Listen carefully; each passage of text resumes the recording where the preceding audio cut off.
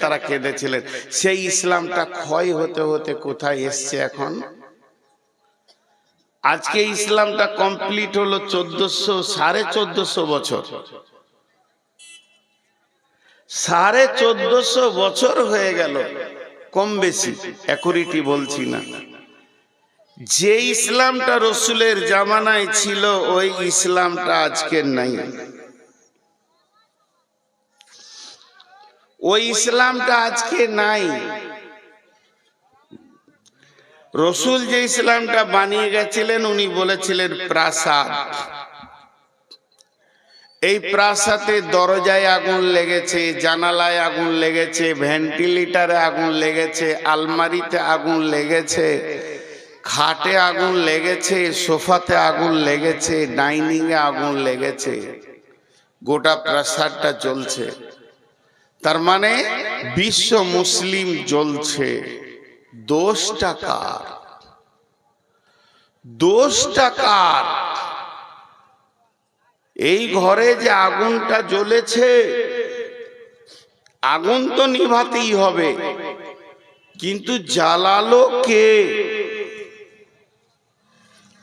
এই ঘরে যে আগুনটা জ্বলেছে, আগুনটা নিভাতে হবে, কিন্তু জ্বালালো কে? इस घर में आग लगी है घर ही की चिराग से। আপনার ঘরে আগুন লেগেছে, আপনার ঘরের প্রদীপটা জ্বলছিল, অসাবধানতার কারণে রাত্রিতে ওইদিকে ইঁদুর পার হচ্ছিল, তাকে ছিল প্রদীপটা দপ করে পড়ে গেল, কেরোসিন ছিটিয়ে গেল। কেরোসিনটা যখনই ছিটিয়ে গেল তো আগুন গোটা ঘর জ্বলে গেল। কাকে আপনি লাঠি দিয়ে মারবেন? কাকে লাঠি নিয়ে মারবো?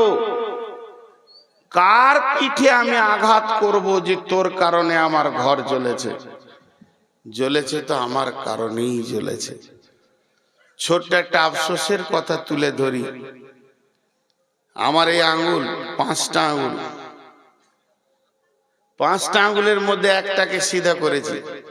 ইবদ, ওবদ, ও খারাপ, ওবদ, ও বদমাস, চোর, ও ডাকাত, সুদারু, জুয়ারি, সারা দুনিয়াকে দেখছি আমি।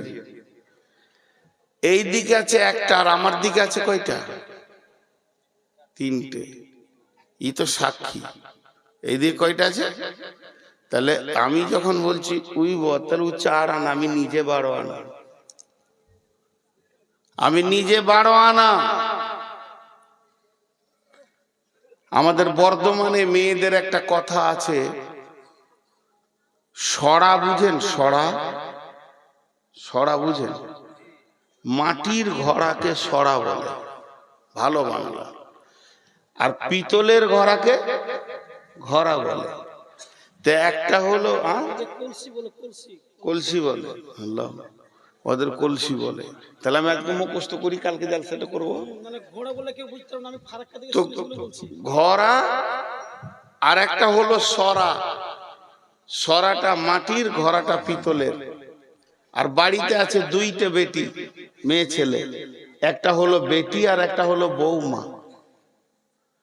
বউ ভেঙেছে সরা, মানে মাটির হাঁড়ি একটা ভেঙে দিয়েছে, 20 টাকা দামে। হয় পাড়া পাড়া। শাশুড়ি খালি লোককে বলছে ভেঙে দিলে, সংসারকে ভেঙে শেষ করে দিল। ও আর মুখকে বন্ধ করে। আর নিজের বেটি ভেঙেছে ঘোড়া, তো ঘরে থাকে ভরা, ও কথা কাউকে বলে না। বেটি ভেঙেছে ঘোড়া, ঘরে থাকে ভরা। বউ ভেঙেছে সরা, হয় পাড়া পাড়া। সব থেকে বড় বিবেচক ব্যক্তি ওই যে নিজের বিচার নিজে করতে পারে। চলেন একটা যুদ্ধের ঘটনা শোনাই। বিশ্বনবী বেঁচে আছেন, এটা নবীজি মরার পরের ঘটনা নয়, স্বয়ং হায়াতে নবী বেঁচে আছেন। সাহাবীরা যুদ্ধ করতে গেছেন, একদিন নয়, 2 দিন নয়, 3 দিন ধরে মহড়া চলছে। এখনো বিজয়ী পতাকা তুলতে পারছে না। সাহাবীরা চিন্তা করলেন, মাবুদ আমার এতটুকু আমরা কোন ত্রুটি করেছি যে আমাদের শক্তি এত দুর্বল হয়ে গেল কেন? সাহাবীরা আপসের মধ্যে মাসোয়ারায় বসে গেলেন, নিশ্চয়ই আমাদের কোনো ত্রুটি আছে, তাই আমরা বিজয়ী পতাকা তুলতে পারছি না। ত্রুটিটা এমন নয় যে ফরজ নামাজ পড়েনি, ফজরের নামাজ পড়েনি, জোহরের নামাজ পড়েনি, এমন ত্রুটি নয়। জিহাদে যেমন নামাজ হয় কসর করে করে অমনি নামাজ হয়ে গেছে, কিন্তু কোন রকম কিছুই খুঁজে পাই না। শেষকালে খুঁজে পেল যে আমরা 3 দিন মেশোয়াক করিনি, দাঁতন করিনি। এটা একটা সুন্নত, এটা সুন্নতে রাসূল। 3 দিন দাঁতন না করার কারণে আমাদের আল্লাহ এমন নারাজ হয়ে গেছেন, আমাদেরকে আর বিজয়ী ময়দানে আসতে দিছে না। তখন তারা করল কি? তারা পরামর্শ করে বলল, আগামীকাল সকালে উঠে প্রথম কাজ হবে মেশোয়াক করা, দাঁতন করা। একজনও যেন মেশোয়াক বাদ না যায়। এবার তারা হাসুয়া কোথা পাবে, কাতি কোথা পাবে? এত 7-5 ভাবা বাদ দিয়ে লাফ মেরে মেরে গাছের ডালকে ধরছে আর মুচড়ে মুচড়ে ভাঙছে আর দাঁতন করছে। এই দৃশ্যটা দেখে প্রতিপক্ষ বেঈমানের দল বলছে আজকে খেপে গেছে, কাউকে ছাড়বে না, জানে বাঁচবে না। পালা, ময়দান ছেড়ে তারা পালিয়ে গেল। আল্লাহ রসুলের সাহাবীরা পতাকা তুললেন। তার মানে একটা সুন্নতের কত মজবুতি, ক্ষমতা, একটা দেশকে যুদ্ধে বিজয়ী ঘটিয়ে দিয়েছে এবং বিজয়ী পতাকা তুলে দিয়েছে। একটা সুন্নতের কতটা মজবুতি রয়েছে। তাই জিহাদের ময়দানে আপনি যাবেন, কি কি সঙ্গে নেবেন, কোন জিনিসটা নিতে হবে? ঢাল নিতে হবে, তলোয়ার নিতে হবে, বর্শা নিতে হবে, জি হ্যাঁ নিতে হবে। কিন্তু তার আগে প্রিপারেশন আমার আল্লাহ কি বলেছেন? ইয়া আইয়ুহাল্লাযীনা আমানু হাল আদুল্লুকুম আলা তিজারাতিন তুনজিকুম মিন আযাবিন আলীম। হে ইমানদারেরা, তোমাদেরকে কি এমন একটা ব্যবসা শিখিয়ে দেব না, এমন একটা কৌশল শিখিয়ে দিব কি না, যে ব্যবসাটা করলে তোমরা আযাবে আলীম থেকে বেঁচে যাবে? সেই ব্যবসাটা কি? প্রথম নম্বরে তুমিনুনা বিল্লাহি, আল্লাহর উপরে ঈমান আনো। ঈমানে যেন ত্রুটি না থাকে। আল্লাহকে সঙ্গে লাও, হৃদয়ে আল্লাহ, ঈমানে আল্লাহ, ডানে আল্লাহ, বামে আল্লাহ। তুমি আবে হায়াত ইলাহি, তোমারই করি তোমার কাছে মোনাজাত। আল্লাহকে সঙ্গে লাও। ওয়া রাসূলিকে, 2 নম্বরে তুমি রসুলকে সঙ্গে রাখো। তার মানে মাথা থেকে পা পর্যন্ত তোমার সঙ্গে রসুল থাকবে। রসুল না থাকলে তুমি কেমন করে জিহাদ করবে? তোমার চেহারাতে, তোমার উঠাতে বসাতে, তোমার দাড়িতে মোচেতে, তোমার চুলেতে, তোমার খাওয়াতে, পেশাবে, পায়খানায়, সাওয়াতে রসুলকে তুমি সঙ্গে রাখো। একটা সুন্নত যেন বাদ না যায়। তাহলে 2খানা জিনিস যতক্ষণ পর্যন্ত আমার কাছে না আছে, অতক্ষণ পর্যন্ত আমি জিহাদের ময়দানে যাব না। যতক্ষণ পর্যন্ত আমি টিকিট না কেটেছি, অতক্ষণ পর্যন্ত ট্রেনে আমি চাপবো না। আমি হারামে কুবুদ্ধি করে টাকা বাঁচিয়ে হারাম টাকা আমি ইনকাম করব না। আমি টিকিট কাটবো, তারপরে ট্রেনে উঠব। আমি অতক্ষণ পর্যন্ত বিজয়ী দেখব যতক্ষণ পর্যন্ত আল্লাহ এবং রসুল আমার সঙ্গে থাকবি।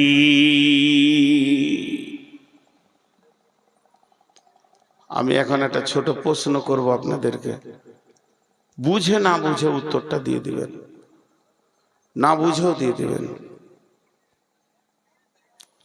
কাগজ কলম নিয়ে আমরা অঙ্ক শুরু করেছি। অমিত শাহ তো দেখতে পারছি না মুসলমানদেরকে, নরেন্দ্র মোদী তো তার থেকে বেশি, আর খাবিস আদিত্যনাথ জগি সেও দেখতে পারছে না। এই পারছে না পারছে না পারছে না, ভারতবর্ষের কোনো মন্ত্রীই পারছে না। আমার কথা হচ্ছে এরা আমাদেরকে দেখতে পারলো আর না পারলো এ নিয়ে গবেষণা করে টাইম নাই। যার হাতে আমাদের জান, সবাই নিজের নিজের চিন্তা করবো। আমি আমারটা করছি, আপনি আপনারটা করবেন। কেউ কারোর দিকে আঙুল তুলবো না। বুকে হাত দিয়ে বলতে পারবো আমার আমলে আর আমার ব্যবহারে আমার আল্লাহ আমার উপরে রাজি আছে। বুকে হাত দিয়ে বলতে পারবো যে আমার যা ব্যবহার আর আমার যা আমাল তাতে আমার আল্লাহ রাজি আছে। আর যতগুলো মানুষ দাড়ি ছেটেছে আর চেঁচেছে, আপনার কাছে আমার প্রশ্ন, বিধর্মীকে হোয়াটসঅ্যাপে কি বলে ওইটা ফেসবুকে দেখছি বেঈমানেরা কোরআনকে পোড়াচ্ছে, ছিঁড়ছে, পা দিচ্ছে, এমনকি পায়খানা চেম্বারও ভরতে দেখেছি।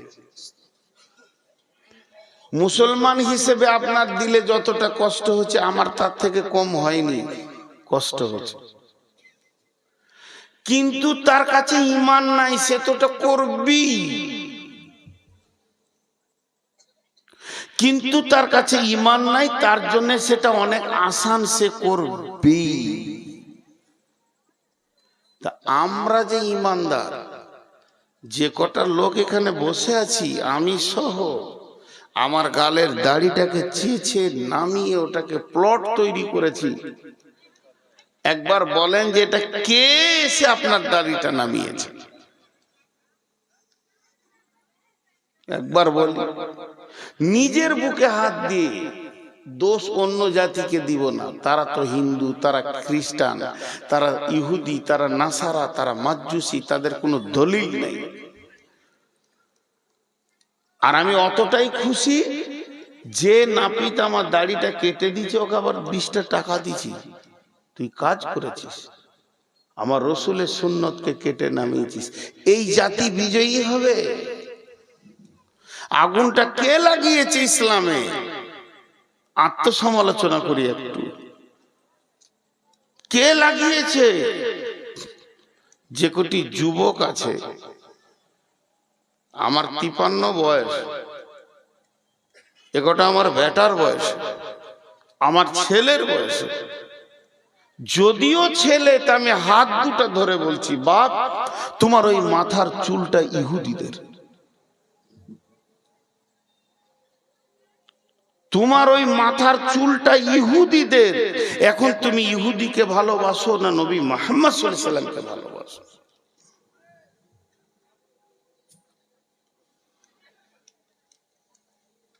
নি'মার রাসূলু খুরাইমান। বিশ্বনবী মসজিদে নববীতে একদিন বসে বসে আলোচনা করছেন, মদিনার এই ছেলেটা ভালো, ওই ছেলেটা ভালো, ওই ছেলেটা ভালো, ওই ছেলেটা খারাপ। নবীজি আলোচনা করতে করতে খুরাইম নামে একটা যুবকের নাম ধরে বলছেন যে মদিনাতে একটা ছেলে আছে, ছেলেটার নাম হলো খুরাইম। ছেলেটা বড় ভালো ছেলে রে, নি'মার রাসূল খুরাইমান। এই খুরাইমের মতো ভালো ছেলে কেউ নাই। ওই ছেলেটা এত সৎ, ওই ছেলেটার আমল ভালো, চলা ভালো, উঠা বসা সবই ভালো। আবার যিনি সার্টিফাই করছেন, যিনি সার্টিফিকেট দিয়েছেন, তিনি জানামানা ব্রেনের মানুষ নন, তিনি হলেন আখিরি পয়গাম্বার নবী মুহাম্মদুর রাসূলুল্লাহ সাল্লাল্লাহু আলাইহি ওয়াসাল্লাম। এনি বলছেন খুরাইম হলো সব থেকে ভালো ছেলে, কিন্তু ওর দুইখানা ত্রুটি আছে, ওর ভিতরে দুটি ভুল আমি দেখতে পাই। একটা ভুল হলো মাথার চুলটা এত বড় রেখেছে যে গর্দনের উপর দিয়ে বয়ে চলে গেছে। আর একটা ভুলর আমি দেখতে পাই, পায়জামাটা এত নিচে পর্যন্ত পরে যে গুড়হালিটা ঢাকা গেছে। এই খবরটা রসুল বললেন, এই আলোচনাটা রসুল করলেন। এটা মসজিদের ভিতরে আলোচনা হলো, সীমাবদ্ধর ভিতরে আলোচনা হয়ে গেল। তারই মধ্যে কেউ শুনে এই খবরটা খুরাইমকে বলছে, খুরাইম রে, তোর ব্যাপারে রসুল কি বলেছে জানিস কি? যে উনি বলেছেন নেমার রাসূল খুরাইমান, মদিনার ভালো ছেলেদের মধ্যে একটা ছেলে হলো খুরাইম। কলজেটা বড় হলো, মনটা বড় হলো, আমাকে বিশ্ব নবী ভালো বলেছেন। তখন এত কলিজাটা বড় হয়েছে, খুরাইম আনন্দে তার চেহারার মধ্যে ভেসে উঠেছে। কিন্তু আবার ওই লোকটা বলছে, বিশ্ব নবী বলছেন খুরাইম যত ভালো হোক না কেন, খুরাইমের দুইটি জিনিস বড় খারাপ। তখন খুরাইমের মুখটা নেমে গেল, হাই আল্লাহ, আমার দুইটা জিনিস রসুল দেখতে পারে না, একটা হলো চুলটা বড়, আর একটা হলো টাকনুর নিচে কাপড়। যখনই এই কথা বলেছে তখনই ওই খুরাইম একটা চাকুকে নিয়েছে, নাপিতের কাছে যাব, আজকে নয় কাল যাব, আজকে সময় নাই কাল যাব, এমন ঢিলা বলে কিছুই নয়। সে নিজের চুলকে নিজে ধরছে আর চাকু দিয়ে কাটছে আর বলছে, হতভাগা চুল রে, আমার নবী নারাজ হয়ে গেছে, এই চুল আমি আর 1 মিনিটে রাখবো না। কাপড়টাকে চাকু দিয়ে ফেরে কেটে ছুঁড়ে ফেলে দিল। ওরে কাপড় রে, আমি তোকে কাটতে পারবো কিন্তু নবীকে নারাজ করতে পারবো না। এইগুলোকে কেটে নাড়া করে দিয়েছে, একদম ছোট চুল আর মাঝে বড় চুল রেখেছে। যে হাসাবার জন্য বলতে গেলে অনেক কথা বলা হয়, আমি হাসাবার জন্য বায়ান করছি না, কিছু বিবেকের চেতনা দিতে চাইছি। এই চুলটাকে নিয়ে হাসাবার জন্য বলা গেলে 5খানা 10খানা কথা বলা যেতে পারে। 24টা ঘন্টা খালি চুলে হাত, খালি চুলে হাত, কারণ তো চোখের সামনে চলে আসছে। এমনও ছেলে আছে, ওকে যদি বলছি জাকির কোথায় যাবে, এমনি তাকাইছে, তার মানে চুলের ভিতর দিয়ে ওকে দেখতে হচ্ছে। কি কষ্ট, কি কষ্ট। আর ও যখন ওইভাবে চুললে হাত, কারো কারো আবার দেখছি এমন চুলগুলো শক্ত, এই দিকে আর একটা, যে দুটো মাথা মনে হচ্ছে। আমি একবার গিয়েছিলাম বানুটোলা বলে একটা জায়গা জলসা করতে, এই রাজমহল এলাকায়। তো নদীতেই 2-3 ঘন্টা নিয়ে গেল ওই চরের ভিতরে। তো আমার গাড়িটা থেকে গেল পাড়ে একটা মসজিদের গায়ে রেখে দিলাম, সব পরিচিত মানুষ। রাত্রি যখন 1:30, তখন নদী পার হয়ে এপারে আসলাম। আঁধার রাত, এত আঁধার কাউকে দেখা যেছে না। তা আমি আমার ড্রাইভারকে বলছি, তুই গাড়ির কাঁচটাকে মোচ, আমি একবার মসজিদের বাথরুমে যাই, পেশাবটা সেরে আসি, তারপর গাড়ি ছাড়ো। আমার সঙ্গে আর একজন ছিল।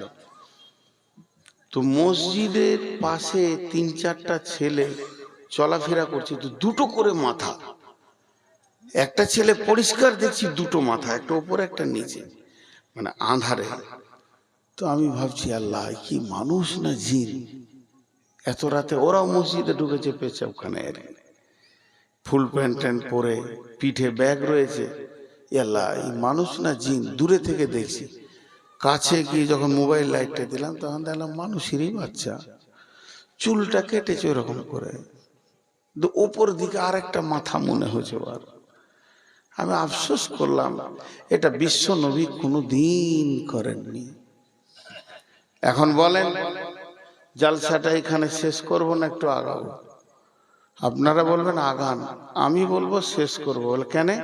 চুলটি এবছর কাটা হোক, একটা কথা শুনবো, একটা আমল হোক। কিন্তু এরকম জালসা চলতে চলতে পশ্চিম দিকের সূর্য উঠে কিয়ামত হয়ে যাবে, কিন্তু আমলে চেঞ্জ হবে না।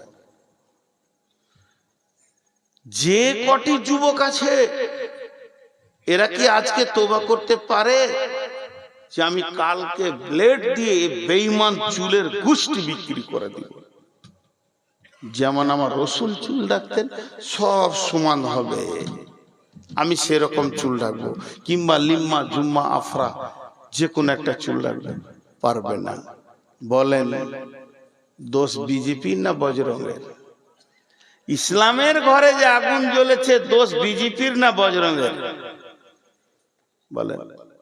সামনে আসছে ইলেকশন, আবার ইউটিউবারদেরকে বলছি খুব হুঁশিয়ার, এ কথাগুলো কিনে আজে বাজে কিন্তু থাম্বনেল বানাবে না।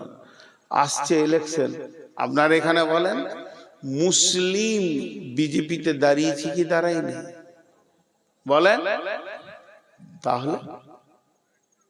তাহলে একটা গ্রামের নাম বলবো না, জিজ্ঞেস করবেন না। এটা রোডের দক্ষিণ ধারে মসজিদ, তো রোডটা এটা পূব পশ্চিম উত্তর দক্ষিণী ধরেন, আমি মসজিদটা কেমন ওটা বুঝাই, এটা রোড, ওইটা ধরেন পশ্চিম, এখন ধরতে বলছি। তা রোডের এই পাশে হচ্ছে মসজিদ, মসজিদের শেষ দেয়ালে রোড, পেচ্ছাপখানা বানিয়েছে রোডের এই পাশে, এই দিকটাও মসজিদের খানিক জায়গা আছে, গোসলখানা পেচ্ছাপখানা পায়খানা বানিয়েছে। কোনো একটা কারণে মুসলিম গ্রাম, গোটাটাই মুসলিম, ভরপুর মুসলিম, এই গাঁটারই কথা বলছি, ধরেন চক মহরমের ঘটনা, এটা বোঝানোর জন্য বলছি। আর বিজেপির মিটিং চলছে ভগবান গোলাতে এত দূরে, তো এখান থেকে ছেলেরা বেরিয়ে যাচ্ছে ওই মিটিং এ জয়েন করবে।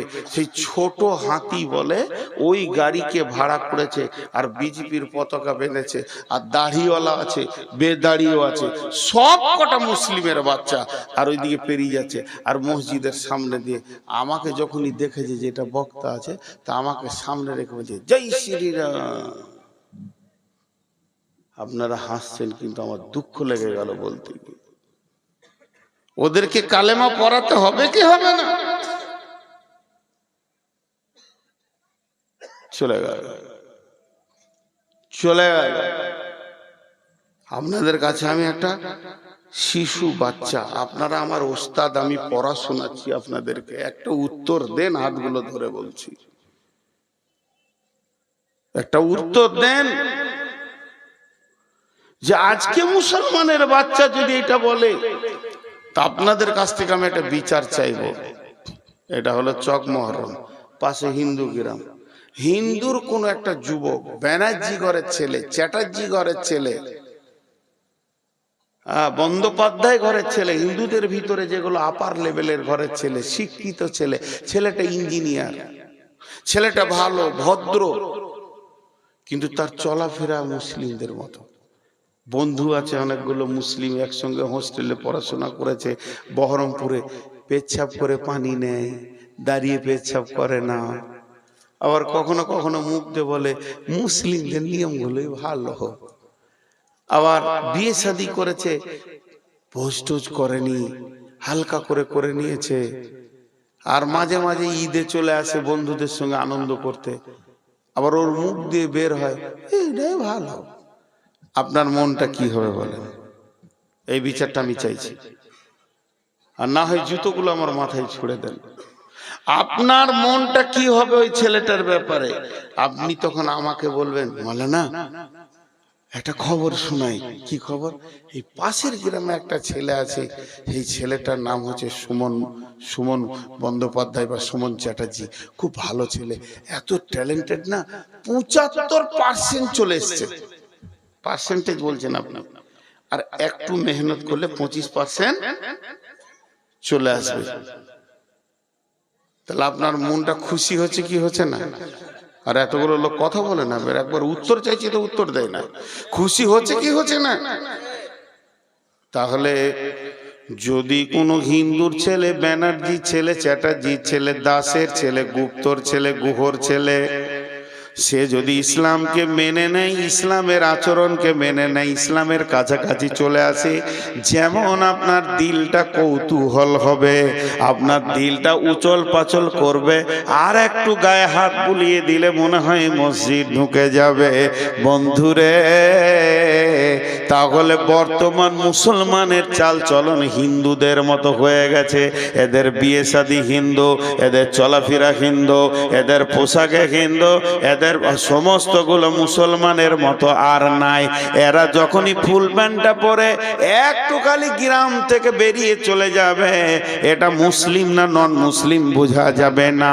এরা মাসি বলে, পিসি বলে, দাদা বলে, বৌদি বলে, কাকি বলে, কাকিমা বলে, কোন গায়ের মুসলিমকে দেখবেন না চাচা বলেছে নিজের চাচাকে। বন্ধুরা আমার, এরা 95% ঢুকে গেছে। এর জন্য বিজেপি চেষ্টা চালাচ্ছে একটু গায়ে হাত বুলিয়ে দিলে 100 এরা ঢুকে যাবে। এর জন্য তাদেরকে দোষ দেওয়া যাবে না। ইস ঘর মে আগ লাগি হ্যায় ঘর হি কি চিরাগ সে। আমরা ইসলামকে সেই পূর্ণাঙ্গ ইসলাম বিশ্ব নবী হযরতুল বেদাতে যা দিয়ে গেছেন, সেই ইসলামকে আমরা না খাওয়াতে রাখতে পেরেছি, না পান করাতে রাখতে পেরেছি, না দাড়িতে রাখতে পেরেছি, না চুলে রাখতে পেরেছি, না পেশাবে আছে, না পায়খানায় আছে। মুসলমানের বাচ্চা দাঁড়িয়ে পেশাব করে। বর্তমানে এমন একটি এলাকা রয়েছে আপনাদের এই কাছাকাছি, বেশি দূরে নাই, হিন্দু মেয়েদের মতো মুসলিম মেয়েরাও সিঁদুর পরছি। বলেন খালি দোষটা কার? আমি সন্ধ্যা থেকে জিজ্ঞেস করছি। 20 মিনিট বায়ান করা হলো, কথা বলে না? 20 মিনিট হয়েছে? বলে হ্যাঁ জি হয়েছে।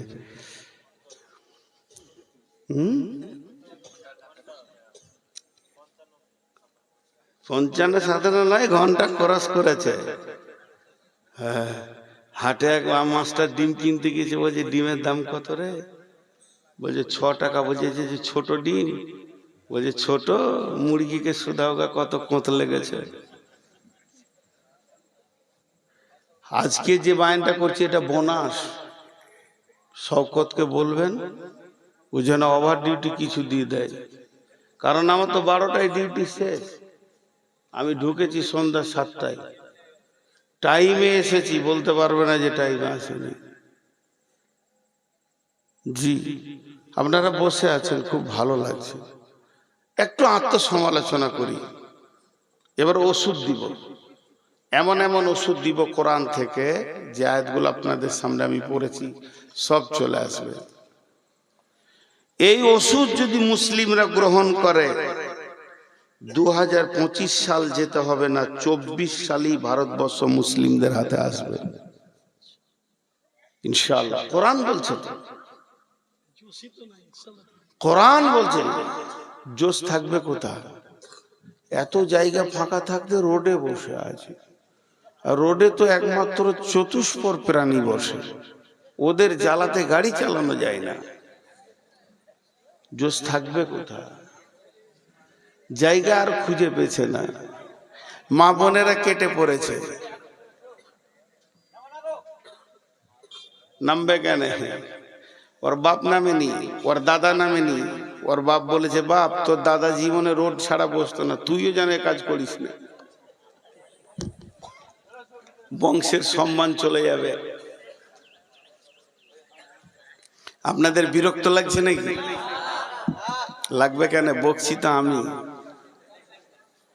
তবে শওকতকে বলে দেন আগামী বছরের জন্য ফোন না করে, কারণ 12টার পর বলবো। আমি অনেক অসুস্থ গো, অনেক অসুস্থ।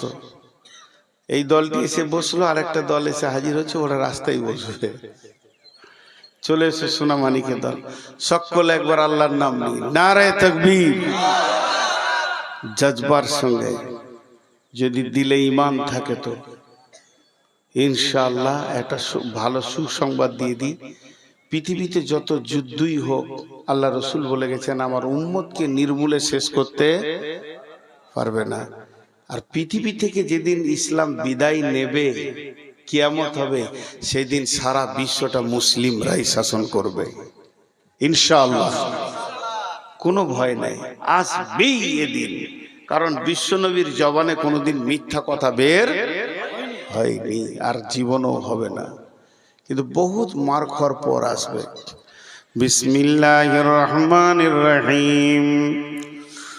কুল ইন كان آباؤكم وأبناؤكم وإخوانكم وأزواجكم وعشيرتكم وأموال اقترفتموها وتجارة تخشون كسادها ومساكن ترضونها أحب إليكم من الله ورسوله وجهاد في سبيله فتربصوا حتى يأتي الله بأمره والله لا يهدي القوم الفاسقين আল্লাহ বলছেন আমাদের রোগটা বলে দিলেন এবারে পরের আয়াতে আমি ওষুধটা বলবো ইনশাআল্লাহ আল্লাহ বলছে হে তোরা পৃথিবীতে গিয়ে 8টা জিনিসের মহব্বতে পড়ে গেছিস 3টে জিনিস তোদের কাছ থেকে মহব্বত কম হয়ে গিয়েছে 8টা জিনিসের মহব্বত বেশি 3টে জিনিসের মহব্বত কম কি করছে খালি মোবাইল খুচুর খুচুর করছে কেন হ্যাঁ রোগ আছে নাকি মিনিয়া রোগ আছে বন্ধ করো আমার সাউন্ড আমাকে শোনাবে না তো 3টে জিনিস একটা মজার সত্য ঘটনা শুনিয়ে দিই আমার এলাকাতে আমার গ্রাম থেকে 8-10 কিলোমিটার দূরে প্রায় 350 ঘর গ্রামটা সবটাই মাজার পূজারী জীবিত পীর আছে ওখানে আবার আর সে পীরের সঙ্গে আমি কথা বলেছি ঢোল তাবলা সব জায়েজ করে দিল একদম তো সেই গ্রামে হঠাৎ করে একসঙ্গে 85 ঘর আইলাদিস হয়েছে কত ঘর বললাম 85 এরা যখন আকীদা চেঞ্জ করে দিয়েছে তো ওদেরকে মসজিদ থেকে বের করে দিয়েছে মানে ওদের দলটা বেশি যখন মসজিদ থেকে বের করেছে তারা ফাঁকা মাঠে এক জায়গায় ঈদগাহ আছে ঈদগাহটা এদের পাড়াতে বলছে তোরা আর এখানে আসবি না আমরা এটা নিলাম ঈদগাহই নামাজ পড়ছে তিরপল টিরপল দিয়ে তো আমাকে এসে বারবার বলছে একটা মসজিদ বানিয়ে দেন 3খানা মসজিদ বানালাম প্রায় 2.5 কোটি টাকা 3টে মসজিদে গেছে তো এখানে আমাদেরকে একটা বানিয়ে দেন তো আমি ওদের কাছে গিয়ে বললাম যে দেখো গোটা গায়ে তোমরা 80টা ঘর 80 জনের ঘর একবার তাকাও তো কারো ঘর ছোট আছে বড় বড় পাকা তাহলে 80 জনের 80টা ঘর 80 জনের 80টা ঘর আর 80 জনের একটা ঘর মসজিদটা কি পরের কাছে টাকা নিবে লজ্জা লাগে না তো একজন উঠে বলছে আমি 5 লাখ নিলাম একজন বলছে আমি 2 লাখ দিলাম আর কারো কাছে টাকা নিব না মসজিদ করে নিল ওরা মসজিদ করে নিল তো আল্লাহ তাবারক ওয়া তাআলা বলছে দেখ তোর ভিতরে একটা মহব্বতের জায়গা আছে এখানে দিলে একটা জায়গা আছে প্রেমের জায়গা ওখানে তুই কাকে ভরবি বল যাকে ভরবি সেই শেষ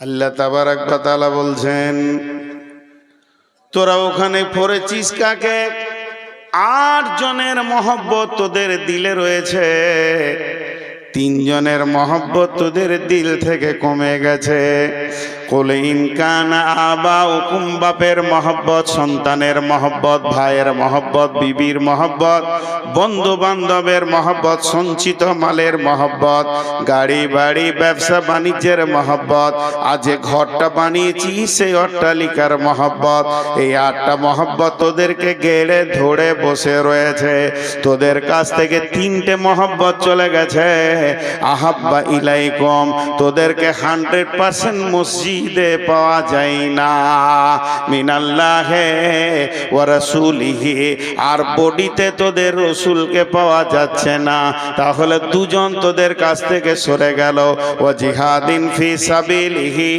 আল্লাহর দ্বীনকে আগে বাড়াতে হবে আল্লাহর কালাম পাককে আগে বাড়াতে হবে মসজিদ মাদ্রাসাকে আগে বাড়াতে হবে এ ব্যাপারে তোদের মন চায় না তাহলে তোরা 3 জনের সঙ্গে সম্পর্ক কেটে দিয়েছিস গিয়েছে। তাই আমার আল্লাহ বলছেন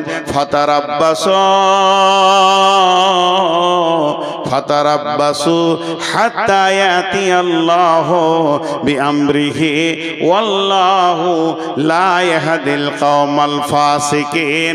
অতক্ষণ পর্যন্ত অপেক্ষা করো যতক্ষণ পর্যন্ত আল্লাহর হুকুম না এসেছে। আল্লাহ তাবারাক ওয়া তাআলা কোনদিন ফাসেক কওমকে হেদায়েতের রাস্তা দেন না।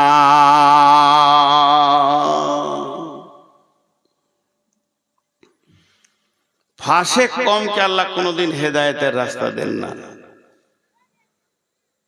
দুনিয়া নিয়ে মেতে আছি, বিবির পেছনে বছরে কত খরচা, আব্বার পেছনে কত খরচা, মায়ের পেছনে কত খরচা, ভাইয়ের পেছনে কত খরচা, সন্তানের পেছনে কত খরচা। জি, একটা টোটো ছিল না তখন, রিক্সায় চেপেছি, তো রিক্সাওয়ালা রিক্সা চালাচ্ছে মালদা থেকে মঙ্গলবাড়ি আসবো। কি নাম ভাই? তো নামটা বললো মুসলিম, বাড়ি মালদা দিয়ে নদীর ধারে, ওখানে একটা বস্তিতে আমার বাড়ি। ছেলে মেয়ে কয়টা? দুইটা ছেলে। একটা ছেলে কোলের দুধ খায় ছোট, আর একটা বড় 4 বছর 4.5 বছর। কি করে বলে মিশনে দিয়েছি, মাসে কত লাগে? 4,500। কি করে দাও? রিক্সা চালিয়ে দিই। এবার দাঁড়ির পাল্লাই চাপান। মিশন গুলো কত তত্তর করে বড় হচ্ছে, আর মাদ্রাসা গুলোকে মনে হচ্ছে মানে রোগে ধরে নিয়েছে, বাড়ন তো আর নাই। মাদ্রাসায় ভর্তি করতে আসছে তখন জিজ্ঞেস করছে ইংরেজি আছে তো? আমি খারাপ বলছি না, দরকার আছে, কিন্তু স্কুলে ভর্তি করতে গিয়ে জিজ্ঞেস করছে না গো এখানে কোরআন শরীফ পড়ানো হয়? আপনার চক মহরমের প্রাইমারি স্কুলটা সরকার চালাচ্ছে, কিন্তু গোটা গাঁ থেকে একটা মৌলবীও রাখা যায় তো? সরকার বের করে দেবে? ছেলেগুলো আলিফ বাটা তো শিখুক, কাশ্মীরে আছে। তো ভাইরা আমার, আমাদের মহব্বত আল্লাহ এবং রসুলের কাছ থেকে চলে গেছে, আল্লাহ এবং রসুলের কাছ থেকে চলে গেছে। শেষ শেষ, আমরা শেষ, আমাদের আর কিছু নেই। আল্লাহ তাবারাক ওয়া তাআলা বলছেন ফাতারাব্বাসু হাত্তা ইয়াতিয়াল্লাহু বিআমরিহি। অতক্ষণ পর্যন্ত অপেক্ষা কর বান্দা যতক্ষণ আমার হুকুম না পৌঁছিয়েছে। ওয়াল্লাহু লা ইয়াহদিল কওমাল ফাসিকিন। এয়ারপোর্টে গেট থাকে, এয়ারপোর্টে আন্তর্জাতিক মানে যখন বাইরে কোথায় যাবেন তো ওখানে কম্পিউটার আছে, যে জিনিসগুলো নিয়ে যেতে পাবেন না ওই জিনিসগুলো কম্পিউটারে লোড করা আছে, লোড করে তার ছবি দিয়ে দিয়েছে যে এই জিনিস নিয়ে পার হলে তুই চিল্লাবি। তো বাস জেদ্দা এয়ারপোর্টে পার হচ্ছি, টিক টিক টিক টিক, মানে নিয়ে যেতে পাবি না। আবার চেকিং করছে, আপনার পকেটে ঘড়িটা রয়েছে, এটা রাখেন। হয়ে গেল। বন্ধুরা আমার, যদি একটা কোরআনের গেট করা যায়, যদি একটা কোরআনের গেট বানানো যায়, আর গেটটাকে যদি বলা যায় মুসলমান পার হবে কিছুই বলবি না, আর বেঈমান যখনই পার হবে তো আওয়াজ করবি টিক টিক করে যে মাল গোলমাল যেছে। আমি সারা ভারতবর্ষের কথা আমি বলছি না, পশ্চিমবঙ্গের কথা বলছি না, শুধু চক মহরমের কথা বলছি। ওই গেটটা বসিয়ে দিয়ে আজকের মাহফিলে আমরা যতজন এসেছি ঈদে বললাম ইমিগ্রেশন হবে, চেকিং চলবে, সবাই গেটের ভিতর দিয়ে পার হও। শেষকালে দেখা যাবে এখানে 400-500 লোকের ভিতরেও একটাকেও আল্লাহর নজরে মুসলিম পাওয়া গেল না। অথচ কোরআন পরিষ্কার পরহেজগার বলে দিয়েছে পৃথিবীর ভিতরে বেজ্জতি হবে না কে না তিনজন, পৃথিবীর ভিতরে বেজ্জতি হবে না কে না তিনজন, পৃথিবীর ভিতরে বেজ্জতি হবে না কে না তিনজন। একজন হচ্ছে কে, ওয়ালিল্লাহিল ইজ্জাতু ওয়ালিরাসূলি ওয়ালিল মুমিনিন, আর ইজ্জতের মালিক হলো আল্লাহ। দ্বিতীয় হলো ইজ্জতে আমার পানেওয়ালা কে না রসুল। আর সারা পৃথিবীতে যত মুমিন থাকবে এরা কোনোদিন বেজ্জতি হবে না, এরা কোনোদিন বেজ্জতি হবে না, মুমিন কোনোদিন বেজ্জতি হবে না। কোরআন বলেছে আবার মুমিন যদি বেজ্জতি হয় তাহলে কোরআনকে আপনি আমি মিথ্যা বলে ফেলবো, নাউজুবিল্লাহ। কোরআনের একটা অক্ষর মিথ্যা নয়, কোরআনের একটা জের মিথ্যা নয়, কোরআনের একটা জাবার মিথ্যা নয়, এবং যিনি কোরআন রচনা করেছেন তিনি আমার আল্লাহ। আর সেই আল্লাহ পৃথিবীর পজিশন বলে দিচ্ছেন, ওয়ালিল্লাহিল ইজ্জাতু ওয়ালিরাসূলি ওয়ালিল মুমিনিনা ওয়ালাকিন্নাল মুনাফিকুনা লা ইয়াফকাহুন। কিন্তু মুনাফিকরা তা বুঝতে পারবে না। এখানে সম্মান পাবে কে? আল্লাহ পাবে, রসুল পাবে এবং মুমিন সম্মান পাবি।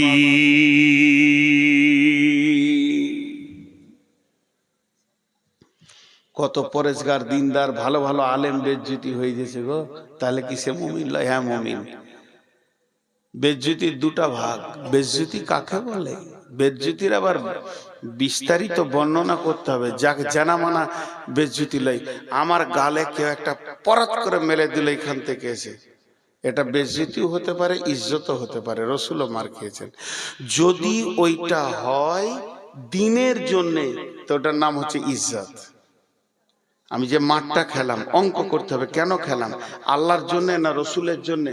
যদি আল্লাহ, রসুল, কোরআন, দিন, ইসলামের জন্য আমার মাঠটা পড়ে, এই যে যারা জালসা কমিটি আছে বা মাদ্রাসা কমিটি বা জালসার কমিটি, এরা কম খায় না। তো এটা যদি আল্লাহ এবং রসুলের জন্য হয় তাহলে এটা ইজ্জত। আর যদি দুনিয়া পার্থিব লাভের জন্য থাপ্পড়টা হয় তো ওটার নাম বেজ্জত। ইজ্জত আর বেজ্জতের তাফসীর করে দিলাম। তো এটা ইজ্জতের জায়গা। মুমিন তো ইজ্জত পাবি, মুনাফিকরা বুঝতে পারবে না। আল্লাহ বলছে মুনাফিকরা বুঝতে পারবে না। তো ইজ্জত এখানে আমাদেরকে আল্লাহ দেবেন যদি আমরা সেই জায়গায় পৌঁছাইতে পারি। কিন্তু আমাদের ঘটনা কি, আমাদের অবস্থা কি? আমরা সে জায়গায় পৌঁছাইতে পারছি না। উঠিয়েন না, মনোযোগ দিয়ে শোনেন। আমি বেঁচে থাকবো কিনা জানি না, কিংবা আপনি বেঁচে থাকবেন কিনা জানি না। আজকের কথাগুলো খুব গুরুত্বপূর্ণ হয়েছে। কথা আমি বলি না, আমাকে আল্লাহ বলিয়ে নেন। আমি তো মূর্খ জাহেল। আমি বিসমিল্লাহ পড়তে পারি না ভালো করে, আমার কোরআন পড়তে গিয়ে অনেক ভুল হয়ে যায়। মাঝে দুটি ছোট ছোট কথা বলে নি, আমার ব্যক্তিগত কথা, এই দিনের কথা অনেকবার বলেছি, আজও বলছি। হজ উমরা করবেন তো আমার সঙ্গে যোগাযোগ করেন, আমি ট্রাভেলস করেছি। বেশি লম্বা চওড়া কথা বলবো না। আমাকে যদি বিশ্বাস করেন তাহলে আপনার সব সার্ভিস ভালো থাকবে। আর যদি আমাকে চোর মনে হয় তাহলে অন্য কারোর সঙ্গে যান। শর্টে বলবো, যেমন একটা মানুষ বিদেশে গেলে তার বাঙালিয়ানা খাবার সমস্ত কিছু সব জোগাড় করব, অসুবিধা নাই। আর দ্বিতীয় নম্বর, আমার গ্রামের মাদ্রাসাটা আমার মাথায় এবছর চাপিয়ে দিয়েছে। আমি মাদ্রাসার সঙ্গে জড়িত, কোনোদিন আমি বলিনি যে আমি মাদ্রাসার সঙ্গে জড়িত। গ্রামের মাদ্রাসা, বাড়ির পাশেই মাদ্রাসাটা, জড়িত না থেকে যাব কোথায়? তখন আমার মাথায় চাপিয়ে দিয়েছে, ভালো মেধা বিচক্ষণ ছেলে থাকলে পাঠান। ছেলে চাইছি, ভালো মেধা বিচক্ষণ ছেলে পাঠান। উন্নত মানের শিক্ষক দিয়ে পড়ানো হবে ইনশাআল্লাহ। 21, 22, 23 3 দিন ভর্তি চলবে এই মাসেই। আজকে কত তারিখ? দাঁড়া, চুপ করো না, 18 বলছিল। হ্যাঁ, এইরকম করেই গোলমাল করি সব চলছে। তো 19, কাল 20, পরশু 21, পরশু থেকে 3 দিন ভর্তি চলবে। আমার ঠিকানায় ছেলে পাঠিয়ে দেন। বিচক্ষণ ছেলে হতে হবে, ভালো মেধা, পরীক্ষা দিয়ে নিব। এবং আপনার ছেলের গ্যারেন্টি একটা স্ট্যান্ডে গিয়ে দাঁড়াবে, এটা বলে দিচ্ছি ইনশাআল্লাহ। আল্লাহকে ভরসা করে বলছে। তো এবার আল্লাহ কি বলছেন? বিসমিল্লাহির রহমানির রহিম। ওয়াদাল্লাহুল্লাযীনা আমানু মিনকুম ওয়া আমিলুস সলিহাতি লা ইস্তাখলিফান্নাহুম ফিল আরদি কামা ইস্তাখলাফাল্লাযীনা মিন ক্বাবলিকুম।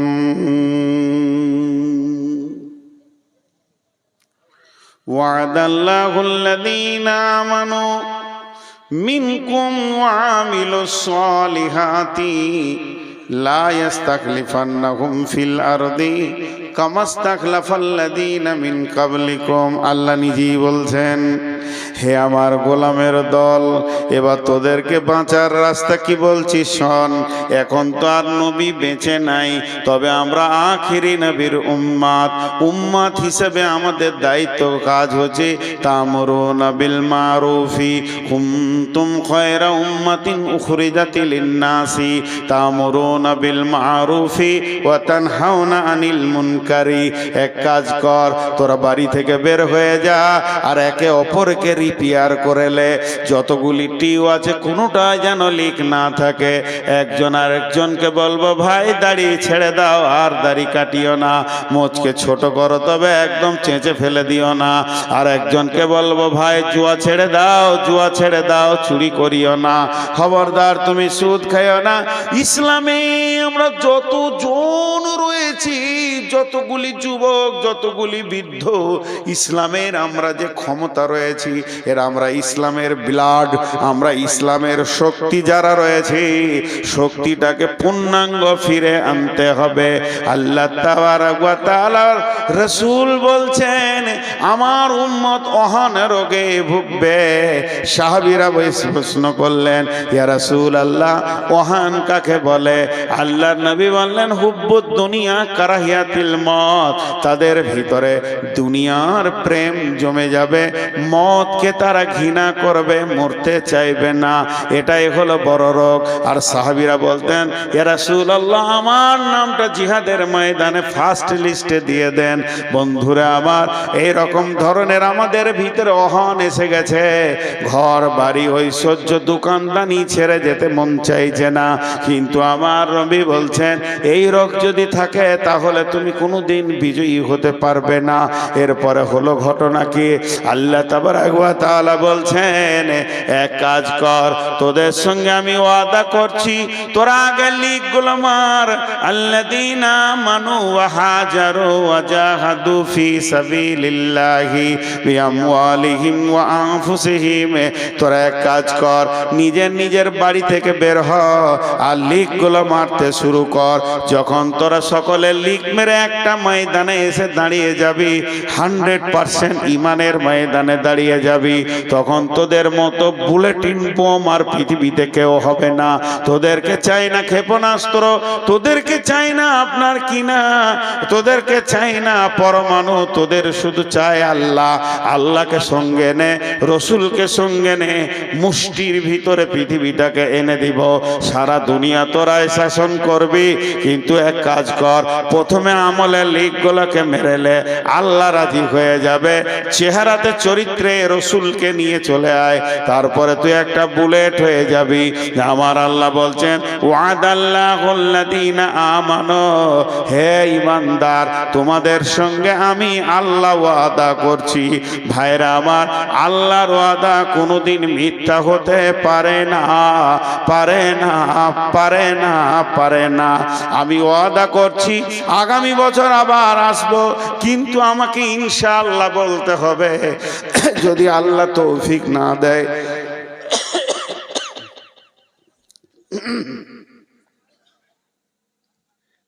আল্লাহ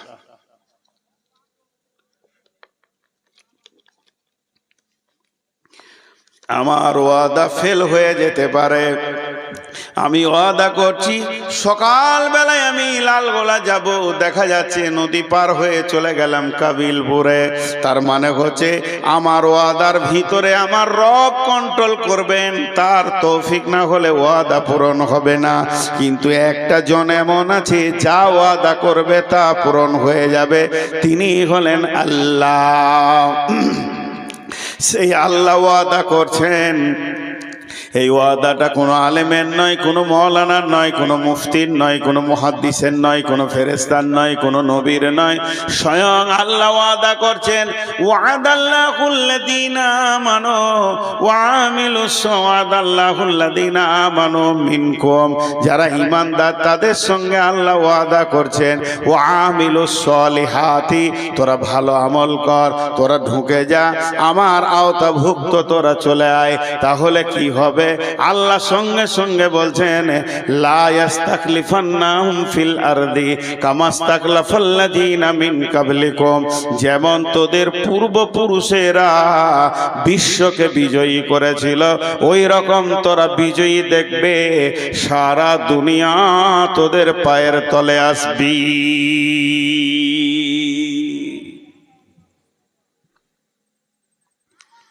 রোম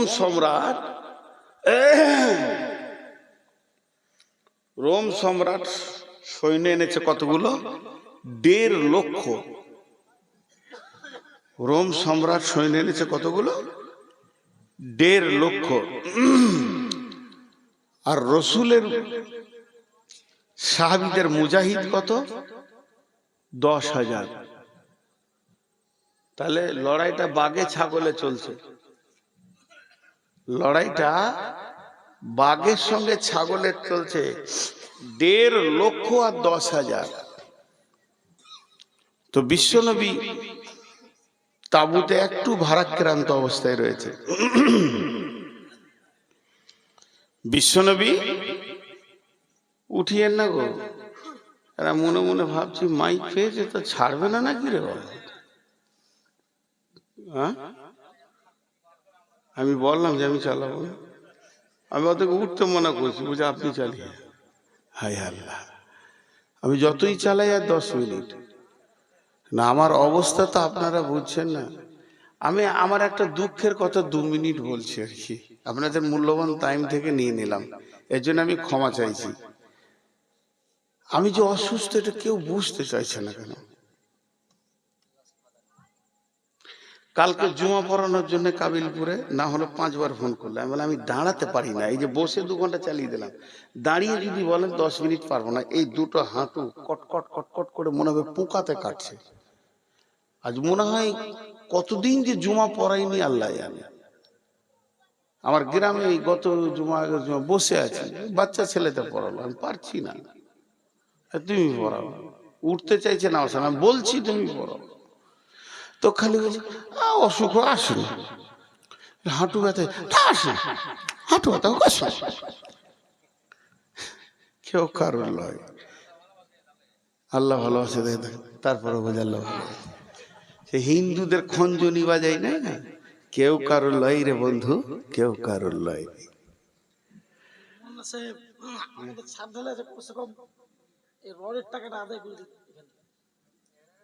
রডের টাকা দেন গো, ছাদ ঢালাই আছে।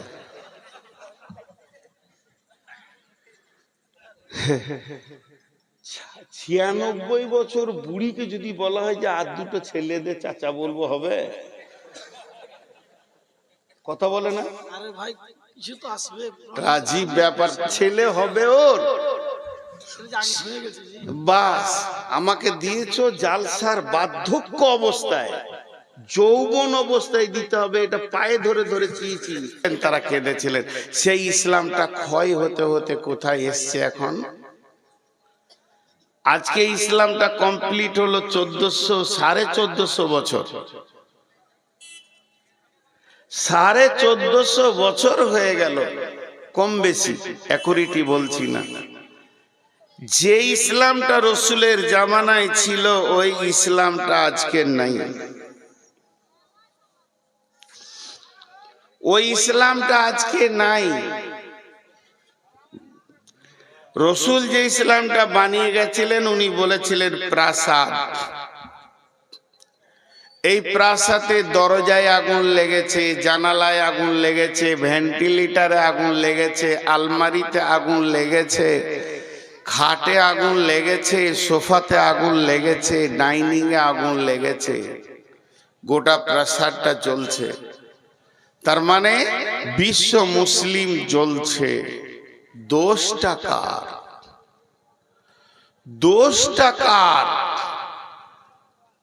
এই ঘরে যে আগুনটা জ্বলেছে, আগুন তো নিভাতেই হবে, কিন্তু জ্বালালো কে?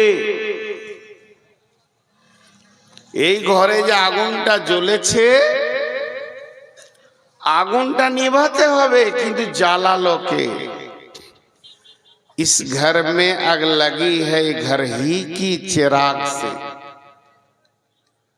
আপনার ঘরে আগুন লেগেছে, আপনার ঘরের প্রদীপটা জ্বলছিল, অসাবধানতার কারণে রাত্রিতে ওইদিকে ইঁদুর পার হচ্ছিল, তাকে ছিল প্রদীপটা দপ করে পড়ে গেল, কেরোসিন ছিটিয়ে গেল। কেরোসিনটা যখনই ছিটিয়ে গেল তো আগুন গোটা ঘর জ্বলে গেল। কাকে আপনি লাঠি দিয়ে মারবেন?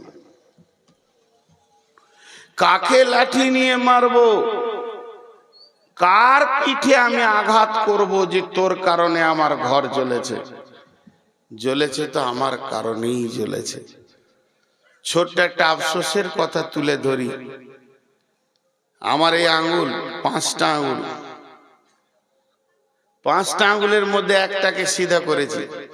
ইবদ, ওবদ, ও খারাপ, ওবদ, ও বদমাস, চোর, ও ডাকাত, সুদারু, জুয়ারি, সারা দুনিয়াকে দেখছি আমি। এই দিকে আছে একটা, আর আমার দিকে আছে কয়টা? 3টে। ই তো সাক্ষী। এই দিকে কয়টা আছে? তাহলে আমি যখন বলছি উই তাহলে ও 4 আনা, আমি নিজে 12 আনা। আমি নিজে 12 আনা। আমাদের বর্ধমানে মেয়েদের একটা কথা আছে, সরা বুঝেন? সরা, সরা বুঝেন?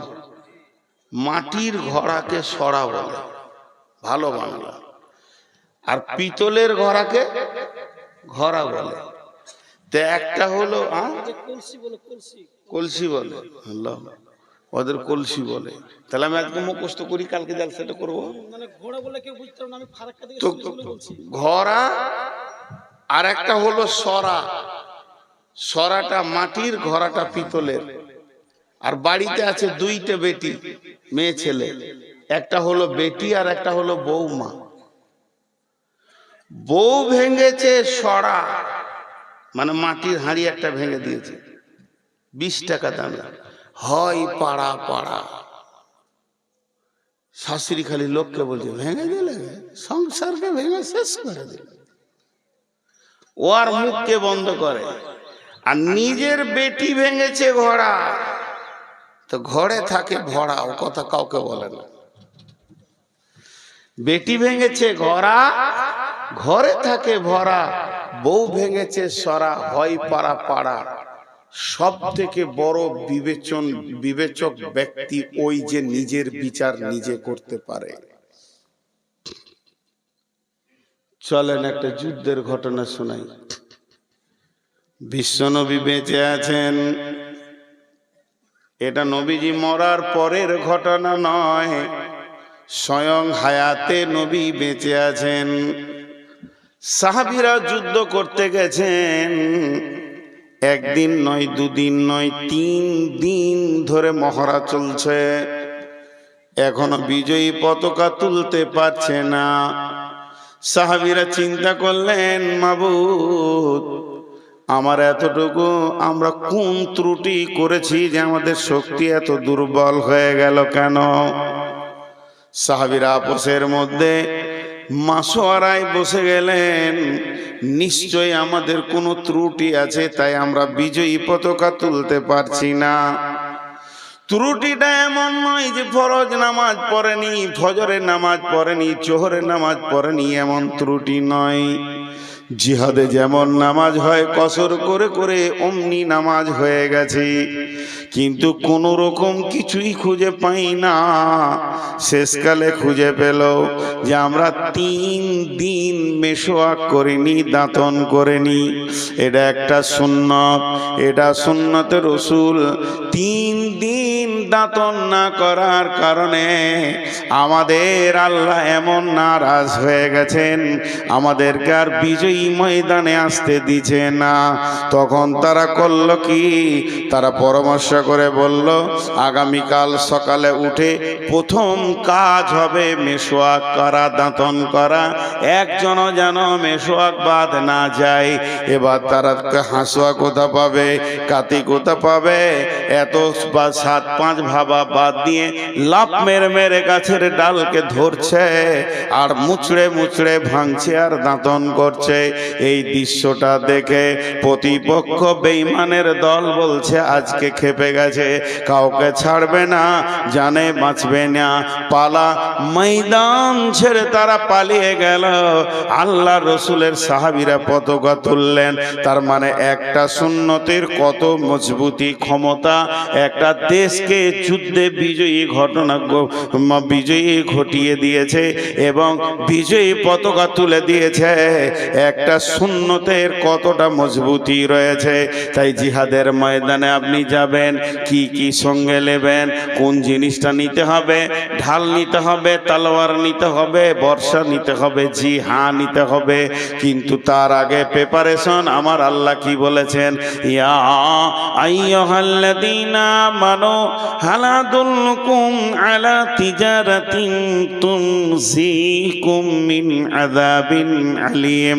হে ঈমানদারেরা, তোমাদেরকে কি এমন একটা ব্যবসা শিখিয়ে দেব না, এমন একটা কৌশল শিখিয়ে দিব কিনা যে ব্যবসাটা করলে তোমরা আযাবে আলীম থেকে বেঁচে যাবে। সেই ব্যবসাটা কি? প্রথম নম্বরে তুমিনুনা বিল্লাহে, আল্লাহর উপরে ঈমান আনো, ঈমানে যেন ত্রুটি না থাকে। আল্লাহকে সঙ্গে লাও, হৃদয়ে আল্লাহ, ঈমানে আল্লাহ, ডানে আল্লাহ, বামে আল্লাহ। তুমি আবে হায়াত ইলাহি, তোমারই করি তোমার কাছে মোনাজাত। আল্লাহকে সঙ্গে লাও, ও রাসূলকে। 2 নম্বরে তুমি রসুলকে সঙ্গে রাখো। তার মানে মাথা থেকে পা পর্যন্ত তোমার সঙ্গে রসুল থাকবে। রসুল না থাকলে তুমি কেমন করে জিহাদ করবে? তোমার চেহারাতে, তোমার উঠাতে বসাতে, তোমার দাড়িতে মোচেতে, তোমার চুলেতে, তোমার খাওয়াতে, পেশাবে পায়খানায় সাওয়াতে রসুলকে তুমি সঙ্গে রাখো।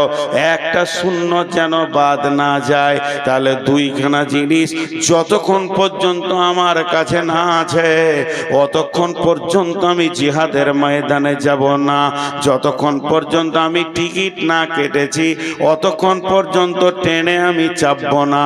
আমি হারামে কুবুদ্ধি করে টাকা বাঁচিয়ে হারাম টাকা আমি ইনকাম করব না। আমি টিকিট কাটবো, তারপরে ট্রেনে উঠব। আমি অতক্ষণ পর্যন্ত বিজয়ী দেখব যতক্ষণ পর্যন্ত আল্লাহ এবং রসুল আমার সঙ্গে থাকবি।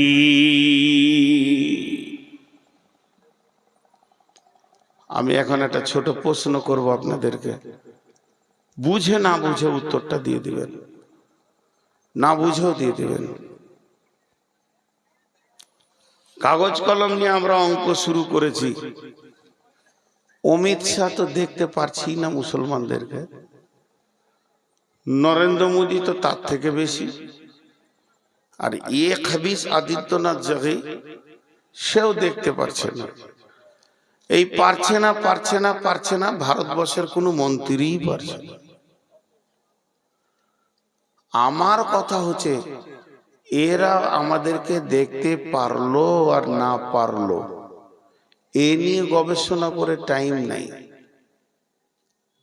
যার হাতে আমাদের জান, সবাই নিজের নিজের চিন্তা করবো। আমি আমারটা করছি, আপনি আপনারটা করবেন। কেউ কারোর দিকে আঙুল তুলবো না। বুকে হাত দিয়ে বলতে পারবো আমার আমলে আর আমার ব্যবহারে আমার আল্লাহ আমার উপরে রাজি আছে। বুকে হাত দিয়ে বলতে পারবো যে আমার যা ব্যবহার আর আমার যা আমাল, তাতে আমার আল্লাহ রাজি আছে। আর যতগুলো মানুষ দাড়ি ছেঁটেছে আর চেঁচেছে, আপনার কাছে আমার প্রশ্ন, বিধর্মীকে হোয়াটসঅ্যাপে কি বলে ওইটা ফেসবুকে দেখছি, বেঈমানেরা কোরআনকে পোড়াচ্ছে, ছিঁড়ছে, পা দিচ্ছে, এমনকি পায়খানা চেম্বারও ভরতে দেখেছি।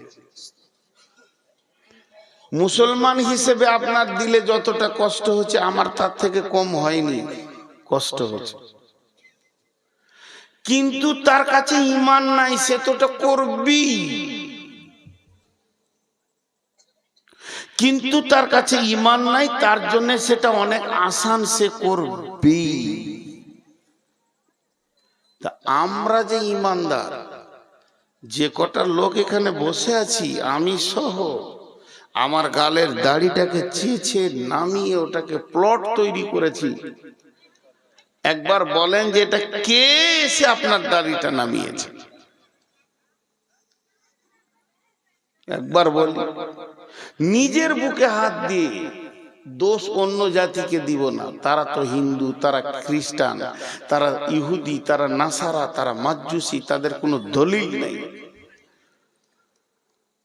আর আমি অতটাই খুশি যে নাপিত আমার দাড়িটা কেটে দিচ্ছে, ওকে আবার 20টা টাকা দিচ্ছি। তুই কাজ করেছিস, আমার রসুলের সুন্নতকে কেটে নামিয়েছিস। এই জাতি বিজয়ী হবে। আগুনটা কে লাগিয়েছে ইসলামে? আত্মসমালোচনা করি একটু। কে লাগিয়েছে? যে কোটি যুবক আছে, আমার 53 বয়স, একটা আমার বেটার বয়স, আমার ছেলের বয়স। যদিও ছেলে, তা আমি হাত দুটো ধরে বলছি, বাপ তোমার ওই মাথার চুলটা ইহুদিদের, তোমার ওই মাথার চুলটা ইহুদিদের। এখন তুমি ইহুদিকে ভালোবাসো না নবী মুহাম্মদ সাল্লাল্লাহু আলাইহি ওয়াসাল্লামকে ভালোবাসো?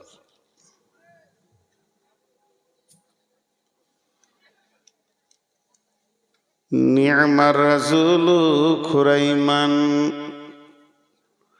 বিশ্বনবী মসজিদে নববীতে একদিন বসে বসে আলোচনা করছেন, মদিনার এই ছেলেটা ভালো, ওই ছেলেটা ভালো, ওই ছেলেটা ভালো, ওই ছেলেটা খারাপ।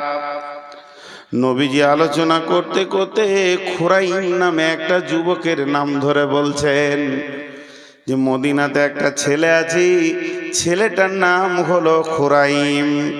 ছেলেটা বড় ভালো ছেলে রে, নি'মার রাসূল খুরাইমান।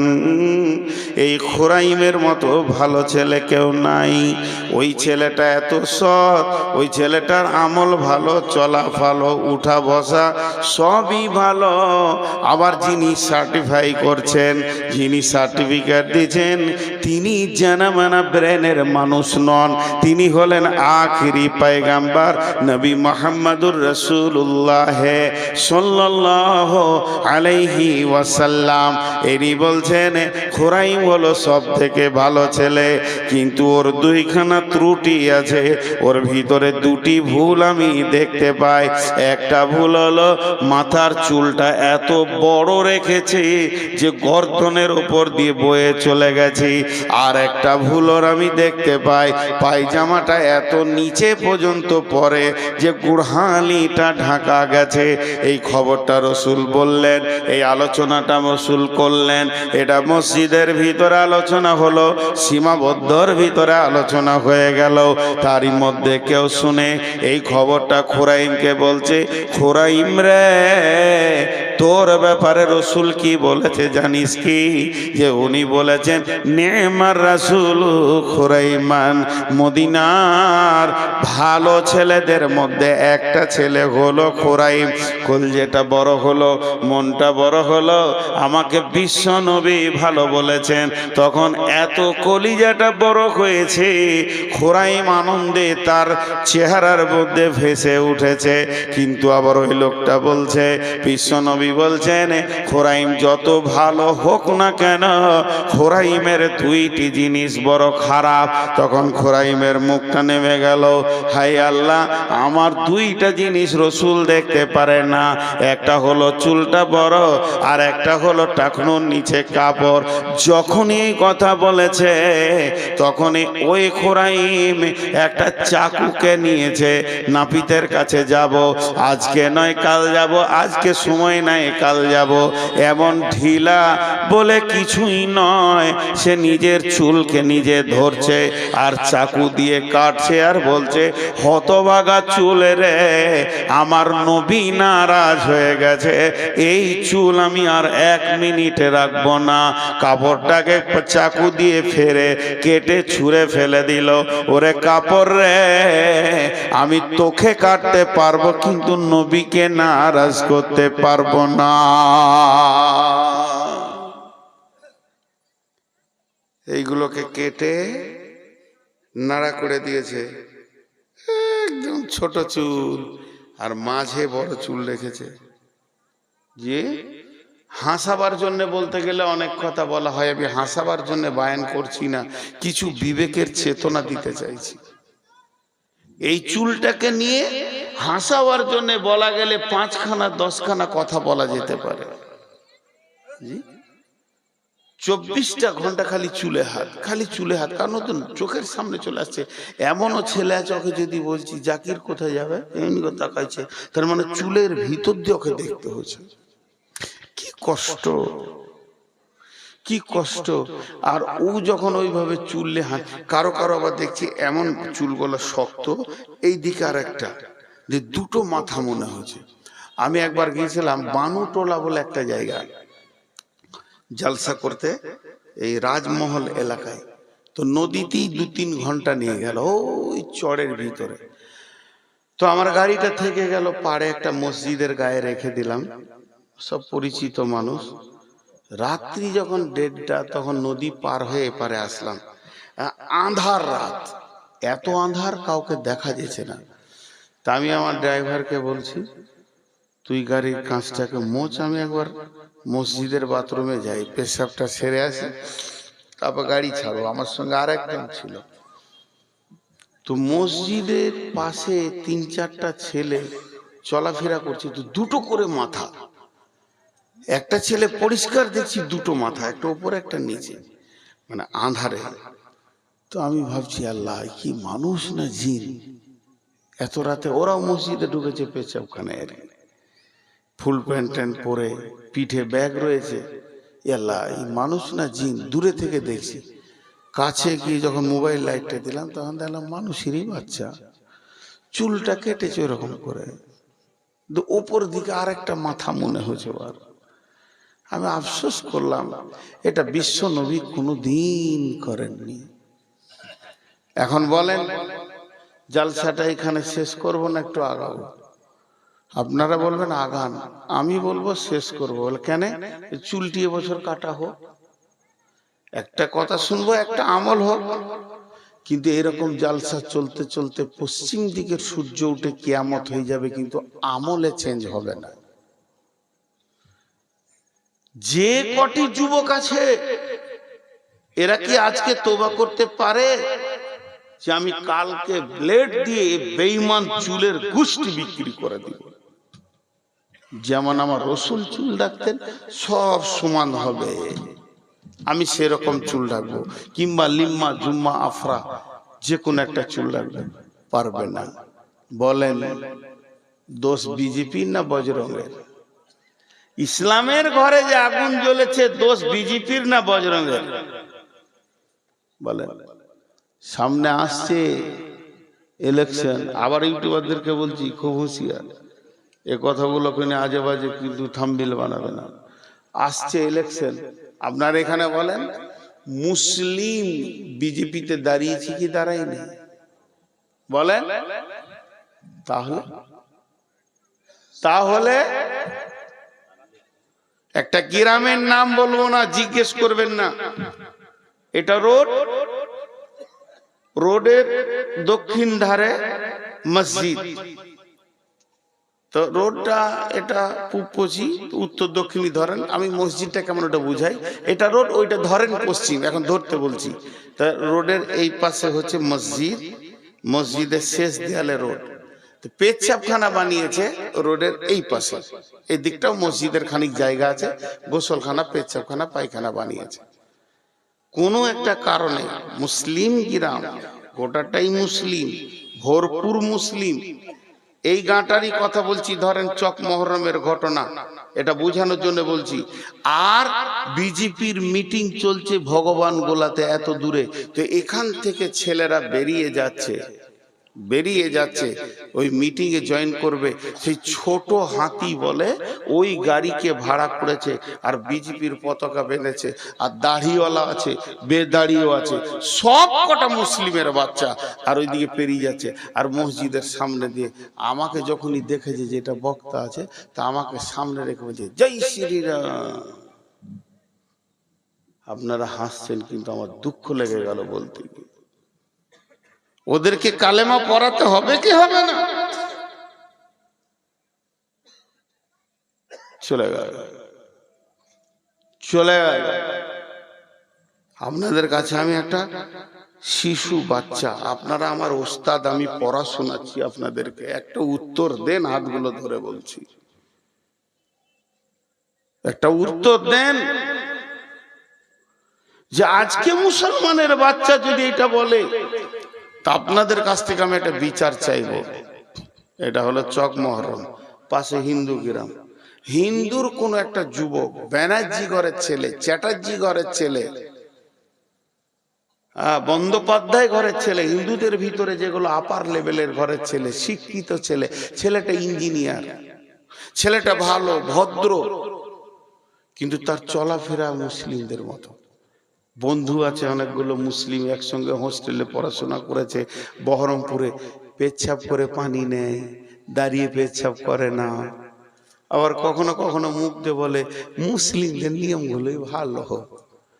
আবার বিয়ে শাদী করেছে, ভোজ টোজ করেনি, হালকা করে নিয়েছে।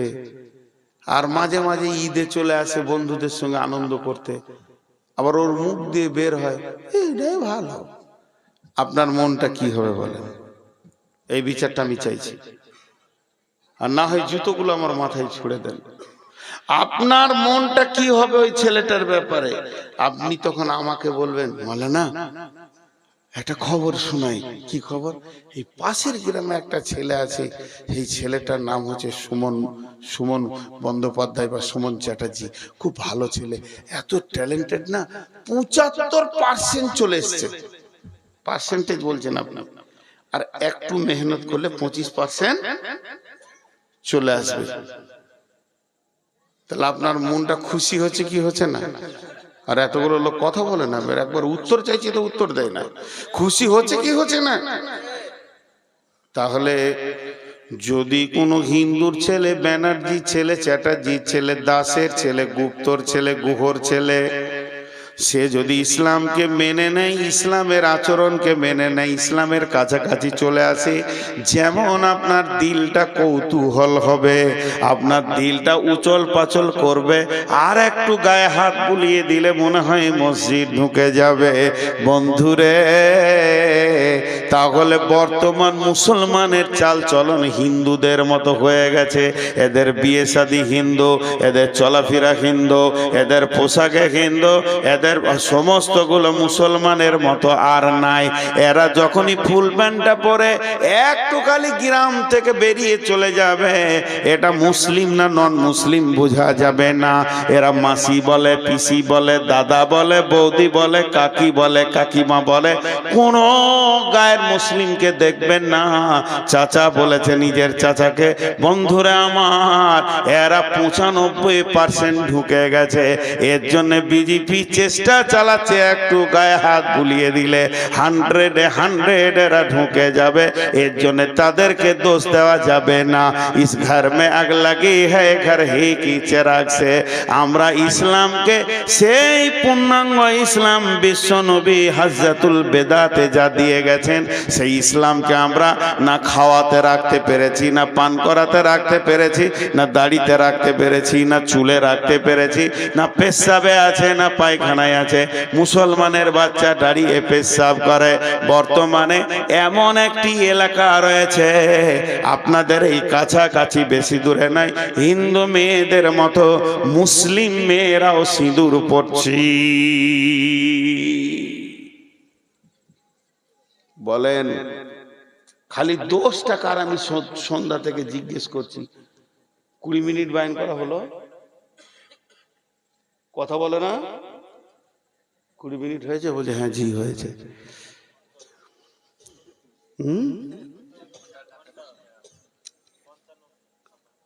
55-57 নয়, ঘন্টা ক্রস করেছে।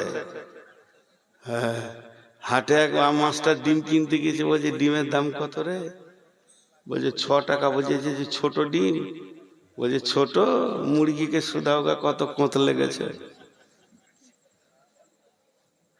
আজকে যে বায়নটা করছি এটা বোনাস।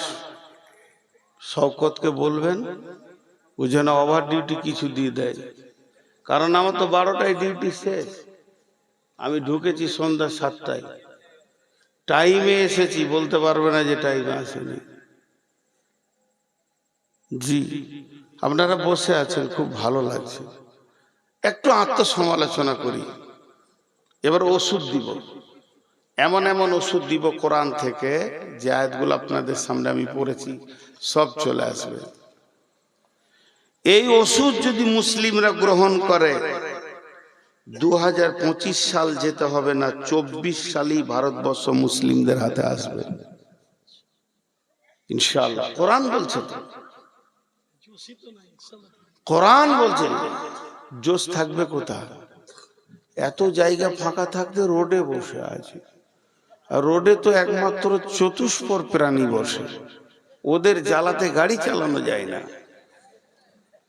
জোশ থাকবে কোথায়? জায়গা আর খুঁজে পেয়েছে না। মা বোনেরা কেটে পড়েছে, নামবে কেন? ওর বাপ নামে নি, ওর দাদা নামে নি। ওর বাপ বলেছে, বাপ তোর দাদা জীবনে রোড ছাড়া বসতো না, তুইও জানে কাজ করিস না, বংশের সম্মান চলে যাবে। আপনাদের বিরক্ত লাগছে নাকি? লাগবে কেন? বকছি তো আমি। তবে শওকতকে বলে দেন আগামী বছরের জন্য ফোন না করে, কারণ 12টার পর বকবো। আমি অনেক অসুস্থ গো, অনেক অসুস্থ। এই দলটি এসে বসলো, আর একটা দল এসে হাজির হচ্ছে, ওরা রাস্তায় বসবে। চলে এসে সোনামানিকে দল, সকলে একবার আল্লাহর নাম নিই, নারে তাকবীর। জজবার সঙ্গে যদি দিলে ঈমান থাকে তো ইনশাআল্লাহ একটা ভালো সুসংবাদ দিয়ে দিই। পৃথিবীতে যত যুদ্ধই হোক, আল্লাহ রসুল বলে গেছেন আমার উম্মতকে নির্মূলে শেষ করতে পারবে না। আর পৃথিবী থেকে যেদিন ইসলাম বিদায় নেবে, কিয়ামত হবে, সেই দিন সারা বিশ্বটা মুসলিমরাই শাসন করবে ইনশাআল্লাহ। কোনো ভয় নাই, আসবেই এদিন। কারণ বিশ্বনবীর জবানে কোনোদিন মিথ্যা কথা বের হয়নি, আর জীবনও হবে না, কিন্তু বহুত মার খাওয়ার পর আসবে। বিসমিল্লাহির রহমানির রহিম। কুল কানা আবাউকুম وأبناؤكم وإخوانكم وأزواجكم وعشيرتكم وأموال اقترفتموها وتجارة تخشون كسادها ومساكن ترضونها أحب إليكم من الله ورسوله وجهاد في سبيله فتربصوا حتى يأتي الله بأمره والله لا يهدي القوم الفاسقين আল্লাহ বলছেন আমাদের রোগটা বলে দিলেন এবারে পরের আয়াতে আমি ওষুধটা বলবো ইনশাআল্লাহ আল্লাহ বলছে হে তোরা পৃথিবীতে গিয়ে 8টা জিনিসের মহব্বতে পড়ে গেছিস 3টে জিনিস তোদের কাছ থেকে মহব্বত কম হয়ে গিয়েছে 8টা জিনিসের মহব্বত বেশি 3টে জিনিসের মহব্বত কম কি কি করছে খালি মোবাইল খুচুর খুচুর করছে হ্যাঁ রোগ আছে নাকি মিনিয়া রোগ আছে বন্ধ করো আমার সাউন্ড আমাকে শোনাবে না তো 3টে জিনিস একটা মজার সত্য ঘটনা শুনিয়ে দিই আমার এলাকাতে আমার গ্রাম থেকে 8-10 কিলোমিটার দূরে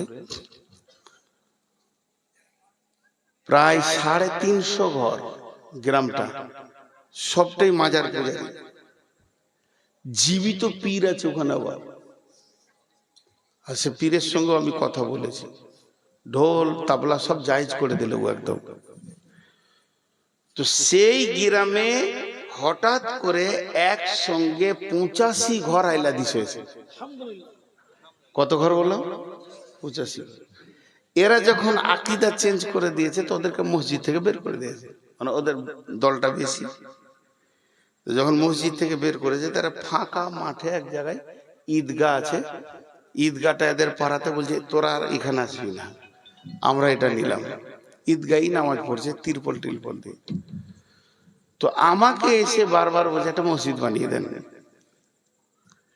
3খানা মসজিদ বানালাম প্রায় 2.5 কোটি টাকা 3টে মসজিদে গেছে তো এখানে আমাদেরকে একটা বানিয়ে দেন তো আমি ওদের কাছে গিয়ে বললাম যে দেখো গোটা গায়ে তোমরা 80টা ঘর 80 জনের ঘর একবার তাকাও তো কারো ঘর ছোট আছে বড় বড় পাকা তাহলে 80 জনের 80টা ঘর 80 জনের 80টা ঘর আর 80 জনের একটা ঘর মসজিদটা কি পরের কাছে টাকা নেবে লজ্জা লাগে না তো একজন উঠে বলছে আমি 5 লাখ নিলাম একজন বলছে আমি 2 লাখ দিলাম আর কারো কাছে টাকা নিব না মসজিদ করে নিল ওরা মসজিদ করে নিল তো আল্লাহ তাবারক ওয়া তাআলা বলছে দেখ তোর ভিতরে একটা মহব্বতের জায়গা আছে এখানে দিলে একটা জায়গা আছে প্রেমের জায়গা ওখানে তো কাকে ভরবি বল যাকে ভরবি সেই শেষ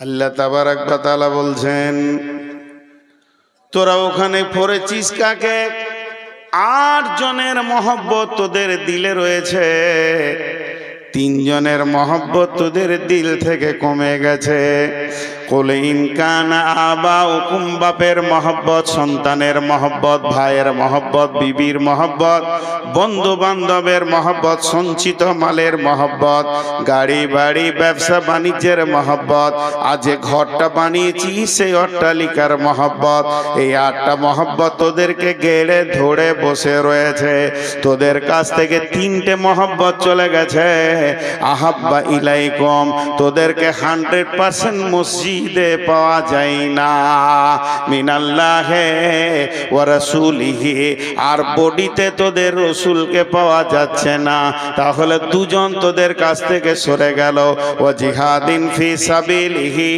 আল্লাহর দ্বীনকে আগে বাড়াতে হবে আল্লাহর কালাম পাককে আগে বাড়াতে হবে মসজিদ মাদ্রাসাকে আগে বাড়াতে হবে এ ব্যাপারে তোদের মন চাই না তাহলে তোরা 3 জনের সঙ্গে সম্পর্ক কেটে দিয়েছিস তাই আমার আল্লাহ বলছেন ফাতারাব্বাস ফাতারাব্বাসু হাত্তা ইয়াতিয়াল্লাহু বিআমরিহি ওয়াল্লাহু লা ইয়াহদিল কওমাল ফাসিকিন। অতক্ষণ পর্যন্ত অপেক্ষা করো যতক্ষণ পর্যন্ত আল্লাহর হুকুম না এসেছে। আল্লাহ তাবারাক ওয়া তাআলা কোনদিন ফাসেক কওমকে হেদায়েতের রাস্তা দেন না।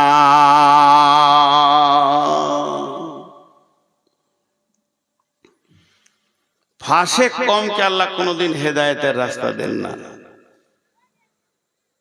দুনিয়া নিয়ে মেতে আছি, বিবির পেছনে বছরে কত খরচা, আব্বার পেছনে কত খরচা, মায়ের পেছনে কত খরচা, ভাইয়ের পেছনে কত খরচা, সন্তানের পেছনে কত খরচা।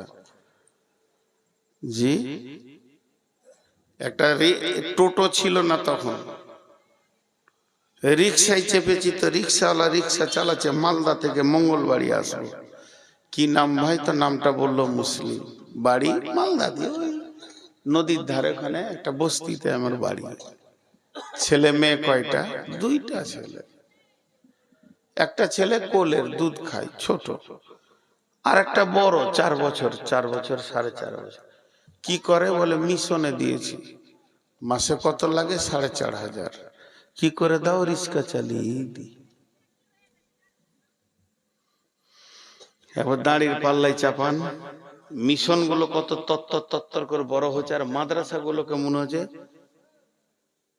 মানে রোগে ধরে নিয়েছে, বাড়ন তো আর নাই। মাদ্রাসায় ভর্তি করতে আসছে তখন জিজ্ঞেস করছে ইংরেজি আছে তো? আমি খারাপ বলছি না, দরকার আছে, কিন্তু স্কুলে ভর্তি করতে গিয়ে জিজ্ঞেস করছে না গো এখানে কোরআন শরীফ পড়ানো হয়? আপনার চক মহরমের প্রাইমারি স্কুলটা সরকার চালাচ্ছে, কিন্তু গোটা গাঁ থেকে একটা মৌলবীও রাখা যায় তো? সরকার বের করে দেবে? ছেলেগুলো আলিফ বাটা তো শিখুক, কাশ্মীরে আছে। তো ভাইরা আমার, আমাদের মহব্বত আল্লাহ এবং রসুলের কাছ থেকে চলে গেছে, আল্লাহ এবং রসুলের কাছ থেকে চলে গেছে। শেষ শেষ, আমরা শেষ, আমাদের আর কিছু নেই। আল্লাহ তাবারাক ওয়া তাআলা বলছেন ফাতারাব্বাসু হাত্তা ইয়াতিয়াল্লাহু বিআমরিহি। অতক্ষণ পর্যন্ত অপেক্ষা কর বান্দা যতক্ষণ আমার হুকুম না পৌঁছিয়েছে। ওয়াল্লাহু লা ইয়াহদিল কওমাল ফাসিকিন। এয়ারপোর্টে গেট থাকে, এয়ারপোর্টে আন্তর্জাতিক মানে যখন বাইরে কোথায় যাবেন তো ওখানে কম্পিউটার আছে, যে জিনিসগুলো নিয়ে যেতে পাবেন না ওই জিনিসগুলো কম্পিউটারে লোড করা আছে, লোড করে তার ছবি দিয়ে দিয়েছে যে এই জিনিস নিয়ে পার হলে তুই চিল্লাবি। তো বাস জেদ্দা এয়ারপোর্টে পার হচ্ছি, টিক টিক টিক টিক, মানে নিয়ে যেতে পাবি না। আবার চেকিং করছে, আপনার পকেটে ঘড়িটা রয়েছে, এটা রাখেন। হয়ে গেল। বন্ধুরা আমার, যদি একটা কোরআনের গেট করা যায়, যদি একটা কোরআনের গেট বানানো যায়, আর গেটটাকে যদি বলা যায় মুসলমান পার হবে কিছুই বলবি না, আর বেঈমান যখনই পার হবে তো আওয়াজ করবি ঠিক ঠিক করে যে মাল গোলমাল যেছে। আমি সারা ভারতবর্ষের কথা আমি বলছি না, পশ্চিমবঙ্গের কথা বলছি না, শুধু চক মহরমের কথা বলছি। ওই গেটটা বসিয়ে দিয়ে আজকের মাহফিলে আমরা যতজন এসেছি ঈদে বললাম ইমিগ্রেশন হবে, চেকিং চলবে, সবাই গেটের ভিতর দিয়ে পার হও।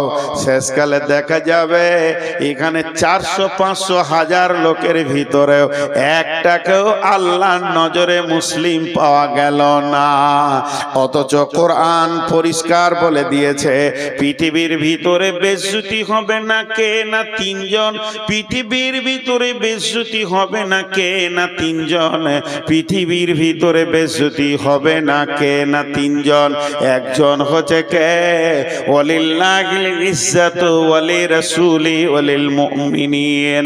আর ইজ্জতের মালিক হলো আল্লাহ, দ্বিতীয় হলো ইজ্জতে আমার পানেওয়ালা কে না রসুল। আর সারা পৃথিবীতে যত মুমিন থাকবে এরা কোনোদিন বেজ্জতি হবে না, এরা কোনোদিন বেজ্জতি হবে না, মুমিন কোনোদিন বেজ্জতি হবে না। কোরআন বলেছে আবার মুমিন যদি বেজ্জতি হয় তাহলে কোরআনকে আপনি আমি মিথ্যা বলে ফেলবো, নাউজুবিল্লাহ। কোরআনের একটা অক্ষর মিথ্যা নয়, কোরআনের একটা জের মিথ্যা নয়, কোরআনের একটা জাবার মিথ্যা নয়, এবং যিনি কোরআন লিখবে রচনা করেছেন তিনি আমার আল্লাহ। আর সেই আল্লাহ পৃথিবীর পজিশন বলে দিচ্ছেন ওয়ালিল্লাহিল ইজ্জাতু ওয়ালি রাসূলি ওয়ালিল মুমিনিনা ওয়ালাকিন্নাল মুনাফিকুনা লা ইয়াফকাহুন। কিন্তু মুনাফিকরা তা বুঝতে পারবে না। এখানে সম্মান পাবে কে? আল্লাহ পাবে, রসুল পাবে এবং মুমিন সম্মান পাবি।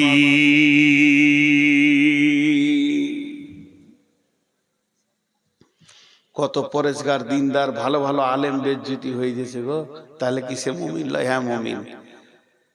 বেজ্জতির দুটা ভাগ। বেজ্জতি কাকে বলে? বেজ্জতির আবার বিস্তারিত বর্ণনা করতে হবে। যাকে জানা মানা বেজ্জতি লয়। আমার গালে কেউ একটা পরাত করে মেলে দিল এখান থেকে এসে, এটা বেজ্জতিও হতে পারে, ইজ্জতও হতে পারে। রসুলও মার খেয়েছেন। যদি ওইটা হয় দিনের জন্যে তো ওটার নাম হচ্ছে ইজ্জত। আমি যে মাঠটা খেলাম অঙ্ক করতে হবে, কেন খেলাম? আল্লাহর জন্য না রসুলের জন্য? যদি আল্লাহ, রসুল, কোরআন, দিন, ইসলামের জন্য আমার মাঠটা পড়ে, এই যে যারা জালসা কমিটি আছে বা মাদ্রাসা কমিটি বা জালসার কমিটি, এরা কম খায় না। তো এটা যদি আল্লাহ এবং রসুলের জন্য হয় তাহলে এটা ইজ্জত। আর যদি দুনিয়া পার্থিব লাভের জন্য থাপ্পড়টা হয় তো ওটার নাম বেজ্জত। ইজ্জত আর বেজ্জতের তাফসীর করে দিলাম। তো এটা ইজ্জতের জায়গা, মুমিন তো ইজ্জত পাবেই। মুনাফিকরা বুঝতে পারবে না। আল্লাহ বলছে মুনাফিকরা বুঝতে পারবে না। তো ইজ্জত এখানে আমাদেরকে আল্লাহ দেবেন যদি আমরা সেই জায়গায় পৌঁছাইতে পারি। কিন্তু আমাদের ঘটনা কি, আমাদের অবস্থা কি? আমরা সে জায়গায় পৌঁছাইতে পারছি না। উঠিয়েন না, মনোযোগ দিয়ে শোনেন। আমি বেঁচে থাকবো কিনা জানি না, কিংবা আপনি বেঁচে থাকবেন কিনা জানি না। আজকের কথাগুলো খুব গুরুত্বপূর্ণ হয়েছে। কথা আমি বলি না, আমাকে আল্লাহ বলিয়ে নেন। আমি তো মূর্খ জাহেল। আমি বিসমিল্লাহ পড়তে পারি না ভালো করে, আমার কোরআন পড়তে গিয়ে অনেক ভুল হয়ে যায়। মাঝে দুটি ছোট ছোট কথা বলে নি, আমার ব্যক্তিগত কথা, এই দিনের কথা অনেকবার বলেছি, আজও বলছি। হজ উমরা করবেন তো আমার সঙ্গে যোগাযোগ করেন, আমি ট্রাভেলস করেছি। বেশি লম্বা চওড়া কথা বলবো না। আমাকে যদি বিশ্বাস করেন তাহলে আপনার সব সার্ভিস ভালো থাকবে। আর যদি আমাকে চোর মনে হয় তাহলে অন্য কারোর সঙ্গে যান। শর্টে বলবো, যেমন একটা মানুষ বিদেশে গেলে তার বাঙালিয়ানা খাবার সমস্ত কিছু সব জোগাড় করব, অসুবিধা নাই। আর দ্বিতীয় নম্বর, আমার গ্রামের মাদ্রাসাটা আমার মাথায় এবছর চাপিয়ে দিয়েছে। আমি মাদ্রাসার সঙ্গে জড়িত, কোনোদিন আমি বলিনি যে আমি মাদ্রাসার সঙ্গে জড়িত। গ্রামের মাদ্রাসা, বাড়ির পাশেই মাদ্রাসাটা, জড়িত না থেকে যাব কোথায়? তখন আমার মাথায় চাপিয়ে দিয়েছে, ভালো মেধা বিচক্ষণ ছেলে থাকলে পাঠান। ছেলে চাইছি, ভালো মেধা বিচক্ষণ ছেলে পাঠান। উন্নত মানের শিক্ষক দিয়ে পড়ানো হবে ইনশাআল্লাহ। 21, 22, 23 3 দিন ভর্তি চলবে এই মাসেই। আজকে কত তারিখ? দাঁড়া, চুপ করেন। 18 বলছিল। হ্যাঁ, এইরকম করেই গোলমাল করেই সব চলছে। তো 19, কাল 20, পরশু 21, পরশু থেকে 3 দিন ভর্তি চলবে। আমার ঠিকানায় ছেলে পাঠিয়ে দেন। বিচক্ষণ ছেলে হতে হবে, ভালো মেধা, পরীক্ষা দিয়ে নিব। এবং আপনার ছেলে গ্যারেন্টি একটা স্ট্যান্ডে গিয়ে দাঁড়াবে, এটা বলে দিচ্ছি ইনশাআল্লাহ। আল্লাহকে ভরসা করে বলছে। তো এবার আল্লাহ কি বলছেন? বিসমিল্লাহির রহমানির রহিম। ওয়াদাল্লাহুল্লাযীনা আমানু মিনকুম ওয়া আমিলুস সলিহাতি লা ইস্তাখলিফান্নাহুম ফিল আরদি কামা ইস্তাখলাফাল্লাযীনা মিন ক্বাবলিকুম।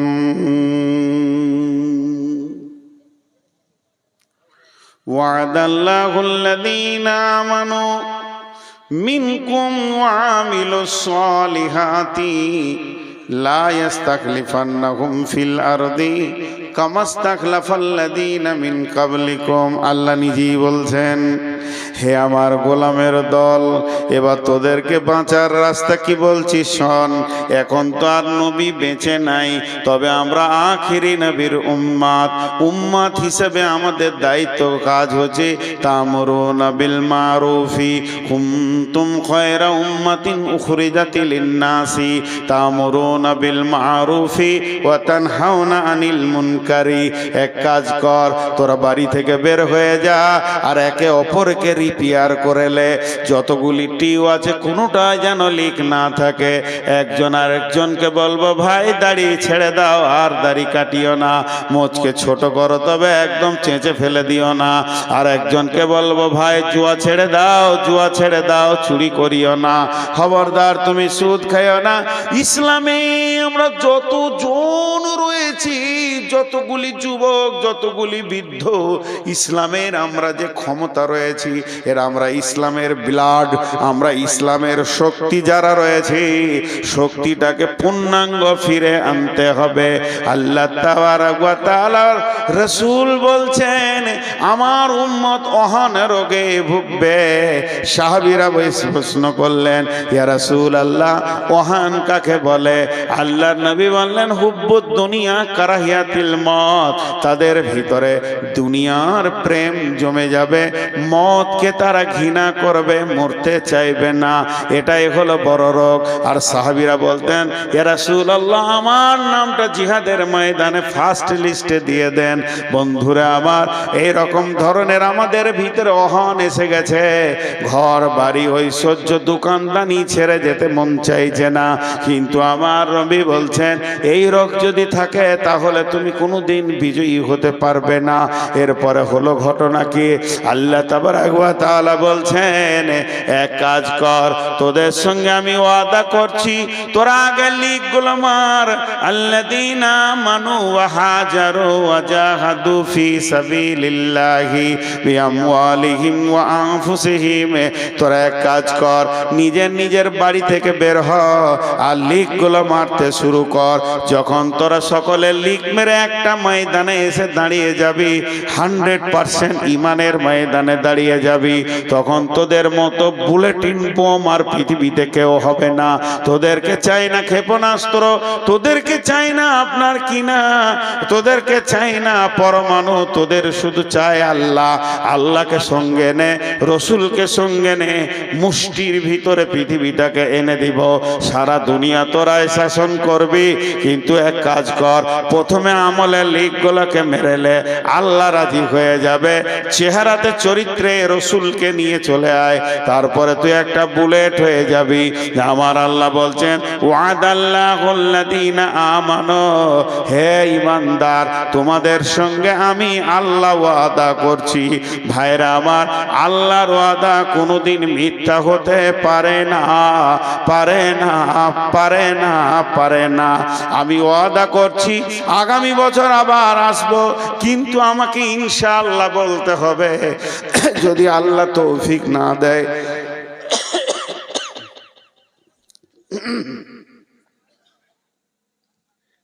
আল্লাহ,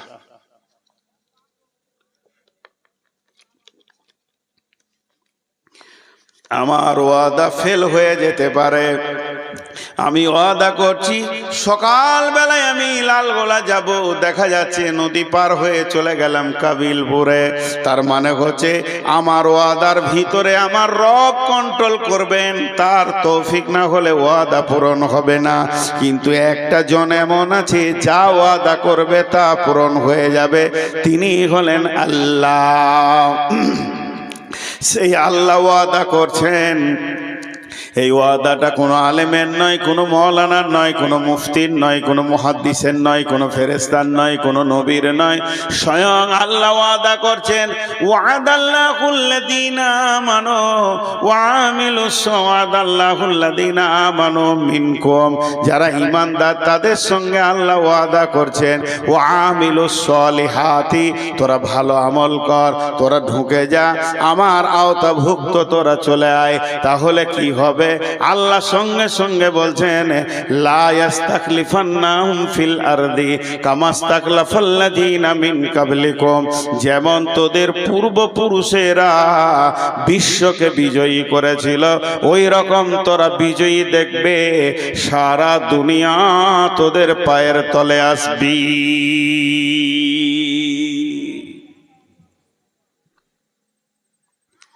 রোম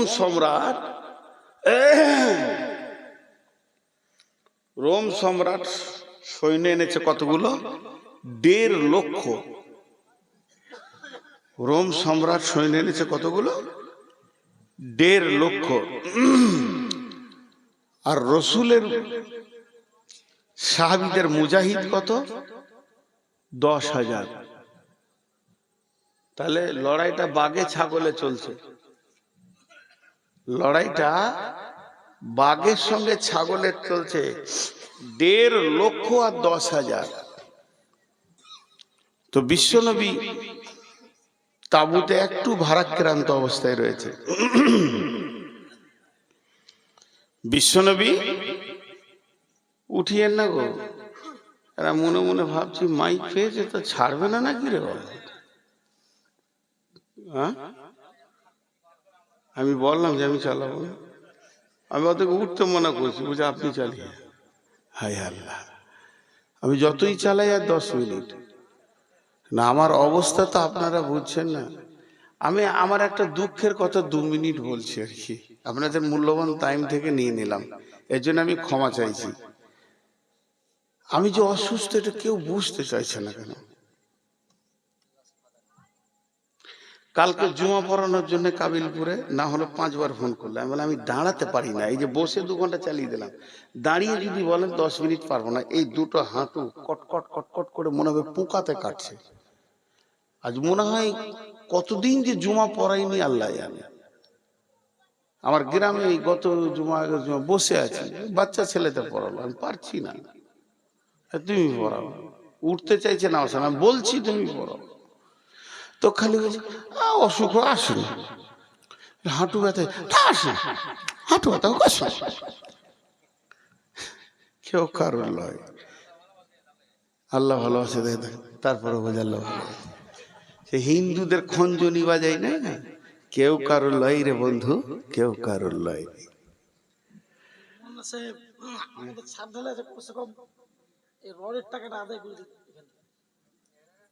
রডের টাকা দেন গো, ছাদ ঢালাই আছে।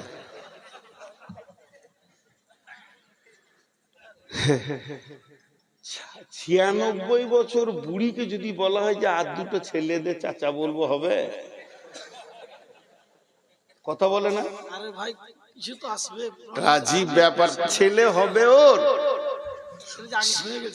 বাস আমাকে দিয়েছো জালসার বার্ধক্য অবস্থায়, যৌবন অবস্থায় দিতে হবে, এটা পায়ে ধরে ধরে চেয়েছি।